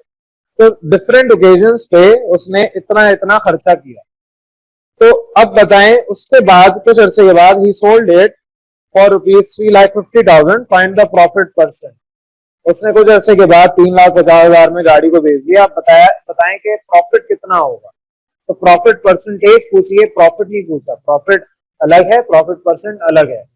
तो यहाँ पर आपके पास जो कॉस्ट प्राइस पड़ी, फॉर एग्जाम्पल मैंने गाड़ी ली 10 लाख की, उसमें मैंने 10,000 फिर 25,000 फिर 50,000 खर्चा किया, मुझे वो पड़ गई 11 लाख। अब अगर मैं उसको बेचूंगा और वो मैंने 11 लाख से ऊपर की बेची, फॉर एग्जाम्पल 12 लाख की बेच दी, तो वो प्रॉफिट हो गया। लेकिन मैंने क्योंकि 10 लाख की खरीदी थी और अगर मार्केट वैल्यू भी 10 लाख की होगी और मैं उसको 11 लाख खर्चा करने के बाद 10 लाख में बेच रहा हूँ, तो वो लॉस कंसीडर किया जाएगा। अब सवाल में आपको कॉन्सेप्ट क्लियर होना चाहिए, करना कैसे वो तो भी हम डिस्कस कर रहे हैं, लेकिन कब प्रॉफिट है कब लॉस है ये आपको पता होना चाहिए। सेलिंग प्राइस अगर कॉस्ट प्राइस से ज्यादा है तो प्रॉफिट है, सेलिंग प्राइस अगर कॉस्ट प्राइस से कम है तो लॉस है। ये कॉन्सेप्ट क्लियर होना चाहिए। तो आपने यहाँ पर सोल्यूशन के बाद यही काम करना है, आप कहेंगे टोटल कॉस्ट प्राइस क्या होगी। ये 2,70,000 गाड़ी की कीमत है, फिर 10,000, 5,000, 25,000 उसकी मेंटेनेंस या उसके ऊपर जो भी अखराजात की है उसकी कीमत आ गई, तो टोटल कॉस्ट प्राइस इसको पड़ गई 3,10,000 की। उसके बाद फिर उसने उसी गाड़ी को सेल कर दिया 3,50,000 में। तो आपको नजर आ रहा है कॉस्ट प्राइस कम और सेलिंग प्राइस ज्यादा, इसके प्रॉफिट हुआ। और सवाल में वैसे बोला भी है प्रॉफिट बताएं कितना होगा, प्रॉफिट परसेंट आपको हिंट भी दी है। तो प्रॉफिट निकालने का तरीका सिंपल सा है, आपको यहाँ प्रॉफिट निकालना नहीं, लेकिन जो प्रॉफिट परसेंट है उसके लिए प्रॉफिट चाहिए। तो प्रॉफिट का formula selling price minus cost price, that will be around 40,000 rupees. ये प्रॉफिट आ गया। अब प्रॉफिट की वैल्यू आ गई, प्रॉफिट परसेंट का फॉर्मूला आपको याद है, profit upon cost price multiply by 100। Value put करें, सिंप्लीफाई करें, आपके पास जो यहाँ पर आंसर आया है वो 12.9% आया। यानी कि जितने भी आपके पास आजकल लोग काम कर रहे हैं वो यही कर रहे हैं, पुरानी गाड़ी लेते हैं, उसको थोड़ी सी मॉडिफिकेशन की जरूरत होती है, कुछ रिपेयर की जरूरत होती है, इंजन किसी का खराब हो गया नया इंजन डाल दिया, इस तरीके से थोड़ा बहुत आगे पीछे काम किया, गाड़ी फिर ज्यादा प्राइस में बेच देते हैं। यार अगर मुझे गाड़ी चाहिए तो मैं इसलिए नहीं खरीदूंगा कि मैं उस पर जाके मैकेनिक के पास बैठूं और अपने घंटे जाया करूं उधर काम करवाने पे। तो कोई अगर ये काम करता है वो ये काम करे, बदले में पैसे ले ले, तो ये वो बदले के पैसे हैं, इजाफी प्रॉफिट। तो अगर एक गाड़ी 2,70,000 की खरीदी और बेचा 3.5 लाख में, तो उसके पास जो प्रॉफिट आएगा वो इस तरीके से कैलकुलेट होगा। तो ये सवाल क्लियर होना चाहिए। अब इसके बाद नेक्स्ट क्वेश्चन आता है, क्वेश्चन नंबर 80। थोड़ा सा डिफरेंट है लेकिन ये आपके पास सिंपल सा है, ज्यादा कम है तो पूरा नहीं हुआ, अभी इसकी बात करवाता हूँ आपसे। क्या है क्वेश्चन नंबर 80 में, a radio was sold for rupees 5,600, 5,600 का आपने रेडियो एक बेचा। उसके बाद if the radio of the selling, if the ratio, radio नहीं, if the ratio of the selling price to the cost price, selling price versus cost price, इनका ratio, ratio क्या होता है, selling price divided by cost price. तो ये ratio है 5:4 यानी 5.4। What was the cost price of the radio. अब आपको रेशो बता दिया कि अगर आपने कॉस्ट प्राइस 4 रुपए पड़ी तो सेलिंग प्राइस उसकी 5 रुपए की होगी, लेकिन कॉस्ट प्राइस आपको नहीं बताया, सेलिंग प्राइस बता दिया। तो अब इस डाटा को इस्तेमाल करते हुए आपने कॉस्ट प्राइस बताना है। Next, express the profit as a ratio of the cost price, यानी कि आपको जो प्रॉफिट हुआ है वो एक्सप्रेस करना है in the ratio of cost price, मतलब प्रॉफिट अपॉन कॉस्ट प्राइस, ये आपको बताना है। तो बहरहाल पहले फर्स्ट पार्ट कर रहे हैं। आपके पास सवाल है, सोल्यूशन की हेडिंग डालेंगे। अब यहाँ लेट करेंगे सेलिंग प्राइस जो डाटा गिवन है उसको एक्स आपके पास है 5600 रुपीज। कॉस्ट प्राइस आप सीटी आपको नहीं पता, इसको आप लेट कर लेंगे वाई। तो आपके पास यहाँ पर कंडीशन जो गिवन है, since given that selling price ratio cost price is 5:4, जिसको आपने एक्स और जिसको वाई लेट किया था उसको एक्स और वाई में चेंज कर दें। एक्स रेशो वाई बराबर है 5:4। आपका दिल चाहता है नहीं इसको लेट करना तो ना करें, आप डायरेक्ट इसको भी सॉल्व कर सकते हैं, डायरेक्ट कॉस्ट प्राइस भी निकाली जा सकती है, लेकिन बेहतर है कि आप लेट कर लें। आपके पास एक पूरा खाका बन जाता है, एक इमेज बन जाती है कि कोई भी सवाल होगा, डाटा कोई भी आएगा, आपको सॉल्व ऐसे ही करना है। तो बहरहाल एक्स रेशो वाई को आप एक्स अपॉन वाई, 5:4 को 5/4 लिख सकते हैं। क्रॉस मल्टीप्लाई करेंगे, 5 के पास वाई उधर जाके मल्टीप्लाई हो, ये 4 इधर एक्स के पास मल्टीप्लाई होगा, फिर ये 5 इधर मल्टीप्लाई है, इधर आके डिवाइड होगा। तो डायरेक्ट मैंने इसको 4x upon 5 is equal to y लिख दिया। ये पीछे आपने चैप्टर्स पढ़े हुए, कैलकुलेशन की है, तो आपको ये सारा काम करना आता है। अब x की जगह उसकी वैल्यू पुट कर दें, दैट इज 5600 रुपीज। सॉल्व करें, आपके पास 4480 रुपीज इसकी कॉस्ट प्राइस आ गई। तो cost price of the radio आपको जो कहा था वो आपने निकाल लिया। अब नेक्स्ट छोटा सा यहाँ तक नोट करना, फिर इसके आगे मिटा के करवा रहा हूँ। इसमें आपको एक्सप्रेस करना है profit as a ratio of the cost price, इसको जल्दी से नोट कर लें। अब इधर आ जाए आपके पास यहाँ पर, क्योंकि सवाल का दूसरा हिस्सा था, एक हिस्सा तो कॉस्ट प्राइस का कंप्लीट हो गया, दूसरे हिस्से में कहा था प्रॉफिट और कॉस्ट प्राइस का रेशियो बताएं क्या होगा। तो उसके लिए पहले हमें प्रॉफिट चाहिए। प्रॉफिट का फॉर्मूला आपको याद होना चाहिए, फॉर्मूले में आपने वैल्यूज पुट की, प्रॉफिट आपके पास आ गया 1120 रुपए। अब ये प्रॉफिट की वैल्यू आ गई। आपको रिक्वायर्ड रेशो, जो रिक्वायर्ड रेशो था वो क्या था, प्रॉफिट रेशो कॉस्ट प्राइस। तो इन दोनों के दरमियान आपको रेशो निकालना होगा, प्रॉफिट की वैल्यू रेशो कॉस्ट प्राइस की वैल्यू। अगर आप इन दोनों को 1120 से डिवाइड कर दें तो ये आपस में कैंसिल होकर 1, ये 1120 मल्टीप्लाई बाय 4 4480 होता है। तो आपके पास 1:4 आंसर आ गया प्रॉफिट रेशो कॉस्ट प्राइस का। ये सिंपल सा आपके पास क्वेश्चन था, क्वेश्चन नंबर 80। और यहाँ पर आपके पास किताब के तमाम सवाल कंप्लीट हो जाते हैं। क्लियर है यहाँ तक? चले अब मैं आपके कुछ पास्ट पेपर के क्वेश्चन डिस्कस कर रहा हूँ। जो 2018 में सवाल आपके पास एक आया है, उसके बाद इसी जैसा सवाल 2014 में भी है। ऑल तो मैंने सारे ज्यादातर पास्ट पेपर के करवाए, लेकिन बहुत सारे जाहिर हर साल आपके पास कोई ना कोई सवाल आता है, तो टॉपिक एक दफा करवा रहा हूँ, इससे मिलते जुलते सवाल, डाटा चेंज होगा वो आपने खुद करना है। ये वाला सवाल क्योंकि मैंने पीछे डिस्कस नहीं किया, इससे पहले 2018 से पहले 2014 में आया है, बस इससे पहले नहीं आया है। इससे पहले आया भी तो किताब में नहीं था, तो क्योंकि किताब में नहीं होने की वजह से मैं अब पास्ट पेपर के डिस्कस कर रहा हूँ। आपके पास टेस्ट क्वेश्चन यहाँ पर पहला सवाल 2018 में जो आया है, डिस्ट्रीब्यूट अ प्रॉफिट ऑफ ₹50,000। आपको profit value total amount quantity given है 50,000 रुपए है। अमंग 3 पार्टनर्स, 3 लोगों के दरमियान, 3 लोगों का नाम जवाद, अरीबा और हमजा, ये 3 बच्चे हैं, ए बी और सी इसको हमने कह दिया। Such that Jawad and Areeba यानी कि A ratio B gets the profit in the ratio 5:3, whereas Areeba and Hamza B ratio C gets it in the ratio 3:2। अब यहाँ पर आप जो डाटा गिवन है इसको प्रॉपर तरीके से उतारेंगे। आप कहेंगे प्रॉफिट आ गया 50,000 गिवन है, लेट करेंगे जवाद को ए, अरीबा को बी और हमजा को सी, ए बी सी। तो इनके जो रेशोज गिवन है वो ए बी सी के रेशो, ए रेशो बी 5:3 गिवन है, यानी कि जवाद और अरीबा का रेशो 5:3 है शेयर का। और सिमिलरली अरीबा और हमजा यानी बी रेशो सी गिवन है 3:2। अब पीछे जब आपको मैंने सिखाया था कि जब 2 से ज्यादा रेशोज हो, आपके पास ए रेशो बी और बी रेशो सी, ये 2 रेशोज अलग अलग है, अगर तो सेम है फिर आप डायरेक्ट एज इट इज लिख देते हैं। शर्त ये है कि कॉमन होनी चाहिए वैल्यू, सेम मतलब कॉमन होना चाहिए कोई एक रेशो। लेकिन अगर कोई रेशो कॉमन नहीं आ रहा होगा तो फिर क्या करेंगे, उसके लिए मैं दूसरा सवाल डिस्कस करूंगा, इसी के अंदर चेंजेस कर दूंगा तो आपको क्लियर हो जाएगा। लेकिन इस तरह के सवाल पीछे करवा चुका हूं कि अगर ये रेशो सेम नहीं होंगे तो आपने उनको वैसे सॉल्व करना। दोबारा रेशो सेम है तो आप डायरेक्ट लिखेंगे 5:3:2 ये आपको गिवन है, तो जिसको एक आता है उसको स्मॉल ए रेशो कहते हैं, बी स्मॉल और C small, A B C ratio आपके पास 5:3:2 आ गया। अब यहाँ पर आपके पास ये जो रेशोज आ गए हैं ए बी सी के, तो आप इनका सम ऑफ रेशोज ले लें। सम ऑफ रेशोज क्या होगा, ए प्लस बी प्लस सी, आंसर आपके पास 10 आ गया। अब तीसरे इस तरह आपने क्वेश्चन किया था, इसी तरीके से आगे सारा काम है। आपने share of Jawad, share of Farida और शेयर ऑफ हमजा तीनों के अलग अलग शेयर्स बताने। ए के शेयर का फॉर्मूला क्या होगा, quantity multiply by its ratio, that is A divide by sum of ratio. B के रेशो यानी अरीबा के पास जो रेशो है वो क्या होगा, quantity into B divide by sum of ratio. C का रेशो यानी कि जो आपका हमजा है उसका ratio, quantity multiply by C यानी सी उसका ratio divide by sum of ratios. तो इस तरीके से आपके पास जब वैल्यूज पुट करेंगे, सॉल्व करेंगे, ए का रेशो 25,000 आया यानी कि ए के पास जो शेयर गया वो 25,000 गया, बी का शेयर 15 और फिर आपके पास जो बकिया बचा हमजा का वो शेयर 10,000 उसका चलेगा। तो ये सिंपल सा आपके पास 2018 में क्वेश्चन आया, इस तरीके से होगा। एक 2014 के अंदर क्वेश्चन आया प्राइवेट में, तो उसमें आपको क्वांटिटी गिवन है 36,000। अब इसी तरीके का सवाल है, ये भी 36,000 क्वांटिटी गिवन है, ए बी सी आपको कहा हुआ है वेयर ए रेशो बी। अब मैं रेशो जो डाटा है डायरेक्ट लिख रहा हूँ यहाँ पर, जाहिर है आपके पास पूरा सॉल्व करके दिखा दिया, ये आपने उसी तरीके सॉल्व करना है। आपसे कहा है कि ए रेशो बी 3:2 है और फिर उसके बाद बी रेशो सी 4:5 है। अब इसको सॉल्व करने का तरीका मैंने आपको बताया था कि मुझे इस 2 की जगह या तो 4 चाहिए या कोई ऐसा नंबर चाहिए दोनों तरफ सेम आ जाए।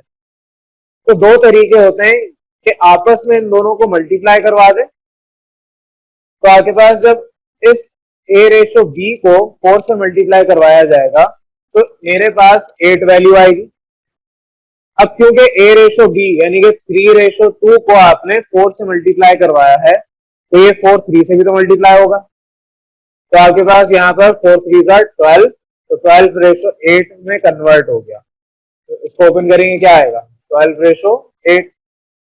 अब आप अपने बी रेशो सी जो सवाल में गिवन है 4:5, इस 4:5 को मल्टीप्लाई करवाएंगे 2 से। अब इस 2 को आपने मल्टीप्लाई करवाया 4 से, उसे 4 से तो मल्टीप्लाई नहीं होगा, 5 से ही मल्टीप्लाई होगा। तो आंसर क्या आएगा 8:10। तो ये जो 2 है ये इस 5 से ही मल्टीप्लाई होगा। तो आंसर आपके पास यहाँ पर आ गया 10। तो 12:8:10। अगर आप इन सबको डिवाइड बाय 2 कर दें, ठीक है, मैं यहाँ पर स्टेटमेंट नहीं लिख रहा, डिवाइड बाय 2 डायरेक्ट आपको करके बता रहा हूं। आपने क्या किया, 12 डिवाइड बाय 2 कितना होगा 6, 4 डिवाइड बाय 2 4, 10 डिवाइड बाय 2 5। ये रेशो आ गया सिंप्लीफाइड फॉर्म। अब इसको आप फिर सम ऑफ रेशो लें, उसके बाद अपना शेयर अलग अलग इंसान का निकालें, आपके पास आंसर फाइनल आ जाएगा। ये चीज आपको पीछे मैं सिखा चुका हूँ काफी एग्जांपल्स के साथ, काफी क्वेश्चन हमने डिस्कस किए। ये मल्टीप्लाई करने का कॉन्सेप्ट क्लियर होना चाहिए। आपको ये नहीं देखना कि एरो कहां जा रहे हैं, आपको सिर्फ ये देखना है कि जो दोनों में कॉमन है इनको आपस में मल्टीप्लाई करवाना है। अब अगर मैं 3:2 में से 2 को मल्टीप्लाई करवा रहा हूँ 4 से, तो जाहिर है 4 सिर्फ 2 से तो मल्टीप्लाई नहीं होगा, 3 से भी होगा, इसलिए एरो उधर भी जा रहा है। सिमिलरली अगर मैं अब इस पूरी वैल्यू को मल्टीप्लाई करवा रहा हूँ 2 से, तो जाहिर है 2 से 4 से तो मल्टीप्लाई नहीं होगा, 5 से मल्टीप्लाई होगा। तो मल्टीप्लीकेशन आपको क्लियर होनी चाहिए। तो अगर मल्टीप्लीकेशन क्लियर है फिर आप आराम से अपना सम निकाल सकते हैं रेशियोज का। तो ये सिंपल सा आपके पास जो क्वेश्चन रह गए थे पास्ट पेपर के क्वेश्चन है, और ये मैंने पीछे डिस्कस नहीं किए थे, वो यहाँ पर रेशियो के सारे डिस्कस करेंगे। क्लियर है यहाँ पर? अस्सलाम वालेकुम क्लास। चलो बेटा अब आज हैं अपने क्वेश्चन पे। ये आपके पास्ट पेपर के क्वेश्चन है। 2017 में ये दोनों सवाल आए हुए हैं, पास्ट पेपर में आपके ये मेंशन किया हुआ है। इधर आपके पास एक क्वेश्चन ये जो लिखा हुआ है ये किताब का क्वेश्चन नंबर 65 है। मैंने आपको जो असाइनमेंट दिया उसके अंदर ये मौजूद है। इस सवाल में क्या है, the cost of a television set is raised from ₹1600 to ₹1680। Find the percent increase. एक दुकान पे आप गए जहां पर आपने टेलीविजन खरीदा, एक टीवी खरीदा, टीवी सेट, और फिर उसके बाद जब आप दोबारा खरीदने गए, पहले आप खरीदने गए नहीं खरीदा, उसने रेट दे दी, जब आप 2 दिन बाद या 1 महीने बाद गए तो उसने प्राइस बढ़ा दी और कहा कि आप 1680 रुपए का आपको वो देगा। अब आपसे कहा जा रहा है कि कितना परसेंट इंक्रीज उसने किया। हो सकता है पीछे से महंगाई हो गई हो, उसको महंगा बेचना पड़ रहा हो, या हो सकता है उसका दिल चाहा हो कि एक इंसान आया है, पहली दफा आया, उसका मूड नहीं बना, अब उसको जरा लूट लेते हैं। तो बहरहाल आपके पास इनिशियल कॉस्ट प्राइस जो पहले बताई वो 1600 रुपए थी, इंक्रीज करने के बाद जो कॉस्ट प्राइस बताई वो 1680 रुपए बताई। ना ये सेलिंग प्राइस है जो बाद में 1680 बढ़ी है, ये सेलिंग प्राइस नहीं है, ना ही यहां से प्रॉफिट आएगा। यहां पर आपका कॉन्सेप्ट लेकिन वही अप्लाई हो रहा है। तो आपके पास परसेंट इंक्रीज निकालने को सवाल मिल रहा है। परसेंट इंक्रीज निकालने के लिए आप कहेंगे सिंस अमाउंट इंक्रीज, अमाउंट जो इंक्रीज हो रहा है वो कैसे होगा, जो बाद में अमाउंट बताया माइनस कर दें जो पहले अमाउंट बताया था, यानी कि amount after increase minus initial cost price. तो आफ्टर इंक्रीज करने पर जो अमाउंट था वो माइनस कर दे जो इनिशियल उसने बताया था उससे। तो 1680 माइनस 1600, आंसर आपके पास 80 रुपीज आ गया। अब ये 80 रुपीज जो आपके पास आंसर आया है ये अमाउंट इंक्रीज आया है। जिस तरह पीछे प्रॉफिट निकाला करते थे तरीका वही है, कॉन्सेप्ट वही है, लेकिन वर्डिंग डिफरेंट है बस। अब परसेंट इंक्रीज, जैसे परसेंट प्रॉफिट निकालते थे उसी तरह से परसेंट इंक्रीज का भी फॉर्मूला है। परसेंट इंक्रीज कैसे आता है, amount increase divide by cost price percent. अब अगर आप परसेंट प्रॉफिट या परसेंट लॉस निकालते तब आपका फॉर्मूला होता है यहाँ पर प्रॉफिट या loss divide by cost price. तो कॉन्सेप्ट वही है, बस वर्डिंग डिफरेंट है। ओवरऑल अमाउंट इंक्रीज कितना 80, कॉस्ट प्राइस आपके पास 1600 रुपए मल्टीप्लाई बाय 100 क्योंकि परसेंट चाहिए वहां पर। तो अमाउंट इंक्रीज आपके पास, परसेंट इंक्रीज आपके पास आ गया 5%।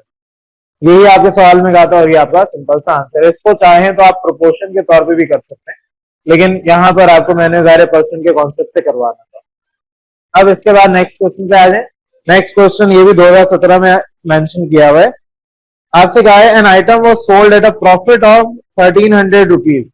एक आइटम सोल्ड किया एट अ प्रॉफिट ऑफ, ये सेलिंग प्राइस नहीं है। सोल्ड अगर सिर्फ लिखा होता, प्रॉफिट मेंशन नहीं किया होता तो हम कहते हैं ये सेलिंग प्राइस है, लेकिन यहाँ पर कहा है कि eight a profit of, profit हुआ है 1300 रुपए का। मजीद कहा the rate of profit was 12%, जो प्रॉफिट परसेंटेज थी, रेट ऑफ प्रॉफिट बोले profit percent, that was 12%। Find the cost of that item, तो कॉस्ट प्राइस बताया उस आइटम की क्या होगी। तो सबसे पहले आपने यहाँ पर डाटा बना लिया कि प्रॉफिट आपको 1300 रुपए गिवन है, परसेंट प्रॉफिट 12% था, कॉस्ट प्राइस निकालनी है। कॉस्ट प्राइस निकालने के लिए आपने हेडिंग डाली फॉर कॉस्ट प्राइस, हवाला देंगे जिस फॉर्मूले से कॉस्ट प्राइस आ जाए, हवाला आप देंगे परसेंट प्रॉफिट का। परसेंट प्रॉफिट आपके पास आएगा profit divide by cost price multiply by 100। एक तरीका ये है जिस तरीके से ये करवाया है। दूसरा तरीका ये है कि आपको प्रॉफिट गिवन है 12% ऑफ कॉस्ट प्राइस। प्रॉफिट आपके पास 1300 रुपए गिवन है, 12% होता है 12 upon 100 multiply by cost price. ये पीछे परसेंटेज निकालना आपने सीखी भी है, तो सिंप्लीफाई कर लें, ये उधर जाके मल्टीप्लाई होगा 1300 मल्टीप्लाई बाय 100 जिस तरह यहाँ पर हुआ है, और ये 12 इधर मल्टीप्लाई इधर जाके डिवाइड होगा तो यहाँ पर डिवाइड बाय 12। तो अगर यही expression 1300 multiply by 100 divide by 12 equal to cost price, ये आपका आंसर आ जाएगा इस तरीके से। तो कैलकुलेटर से सॉल्व करेंगे, आपके पास कॉस्ट प्राइस फाइनल आ गई। अब चाहे आप ये वाला फॉर्मूला इस्तेमाल करें या ये फॉर्मूला इस्तेमाल करें, आपकी मर्जी है, दोनों में से जो आपको बेहतर लगता है आप वो करें। ये थोड़ा आसान है। यहाँ पर अक्सर कंफ्यूजन बच्चे ये पाल लेते हैं कि ये 12% हमें गिवन था, हमने 12 क्यों लिखा, वो इसलिए लिखा क्योंकि परसेंट प्रॉफिट है। अगर ये परसेंट प्रॉफिट है तो डायरेक्ट आप परसेंटेज हटा के लिख सकते हैं। अगर आपके पास यहाँ प्रॉफिट सिर्फ लिखा होता तो फिर ये फॉर्मूले में 12 नहीं आता। तो बहरहाल आपके पास जब भी परसेंट प्रॉफिट है तो परसेंटेज का साइन आप हटा के लिखेंगे। तो ये सिंपल सा आपके पास ये क्वेश्चन नंबर यहाँ पे मेरे पास 48 है। बोर्ड में ये 2017 में ये सवाल आया था। अब ये किताब में मुझे नहीं मिला, लेकिन ये आपके पास पूछा गया है इसलिए ये सॉल्व करवा दिया। यहाँ तक जितने भी पास पेपर के क्वेश्चन थे एक जैसे जो थे वो तो दायरे एक हमने किया, बाकी आपने करने थे, लेकिन सारे ही टॉपिक्स हमने 1 बाय 1 डिस्कस कर लिए। और यहाँ पर ये आपके पास लास्ट क्वेश्चन था इस चैप्टर का। क्लियर है यहाँ पर?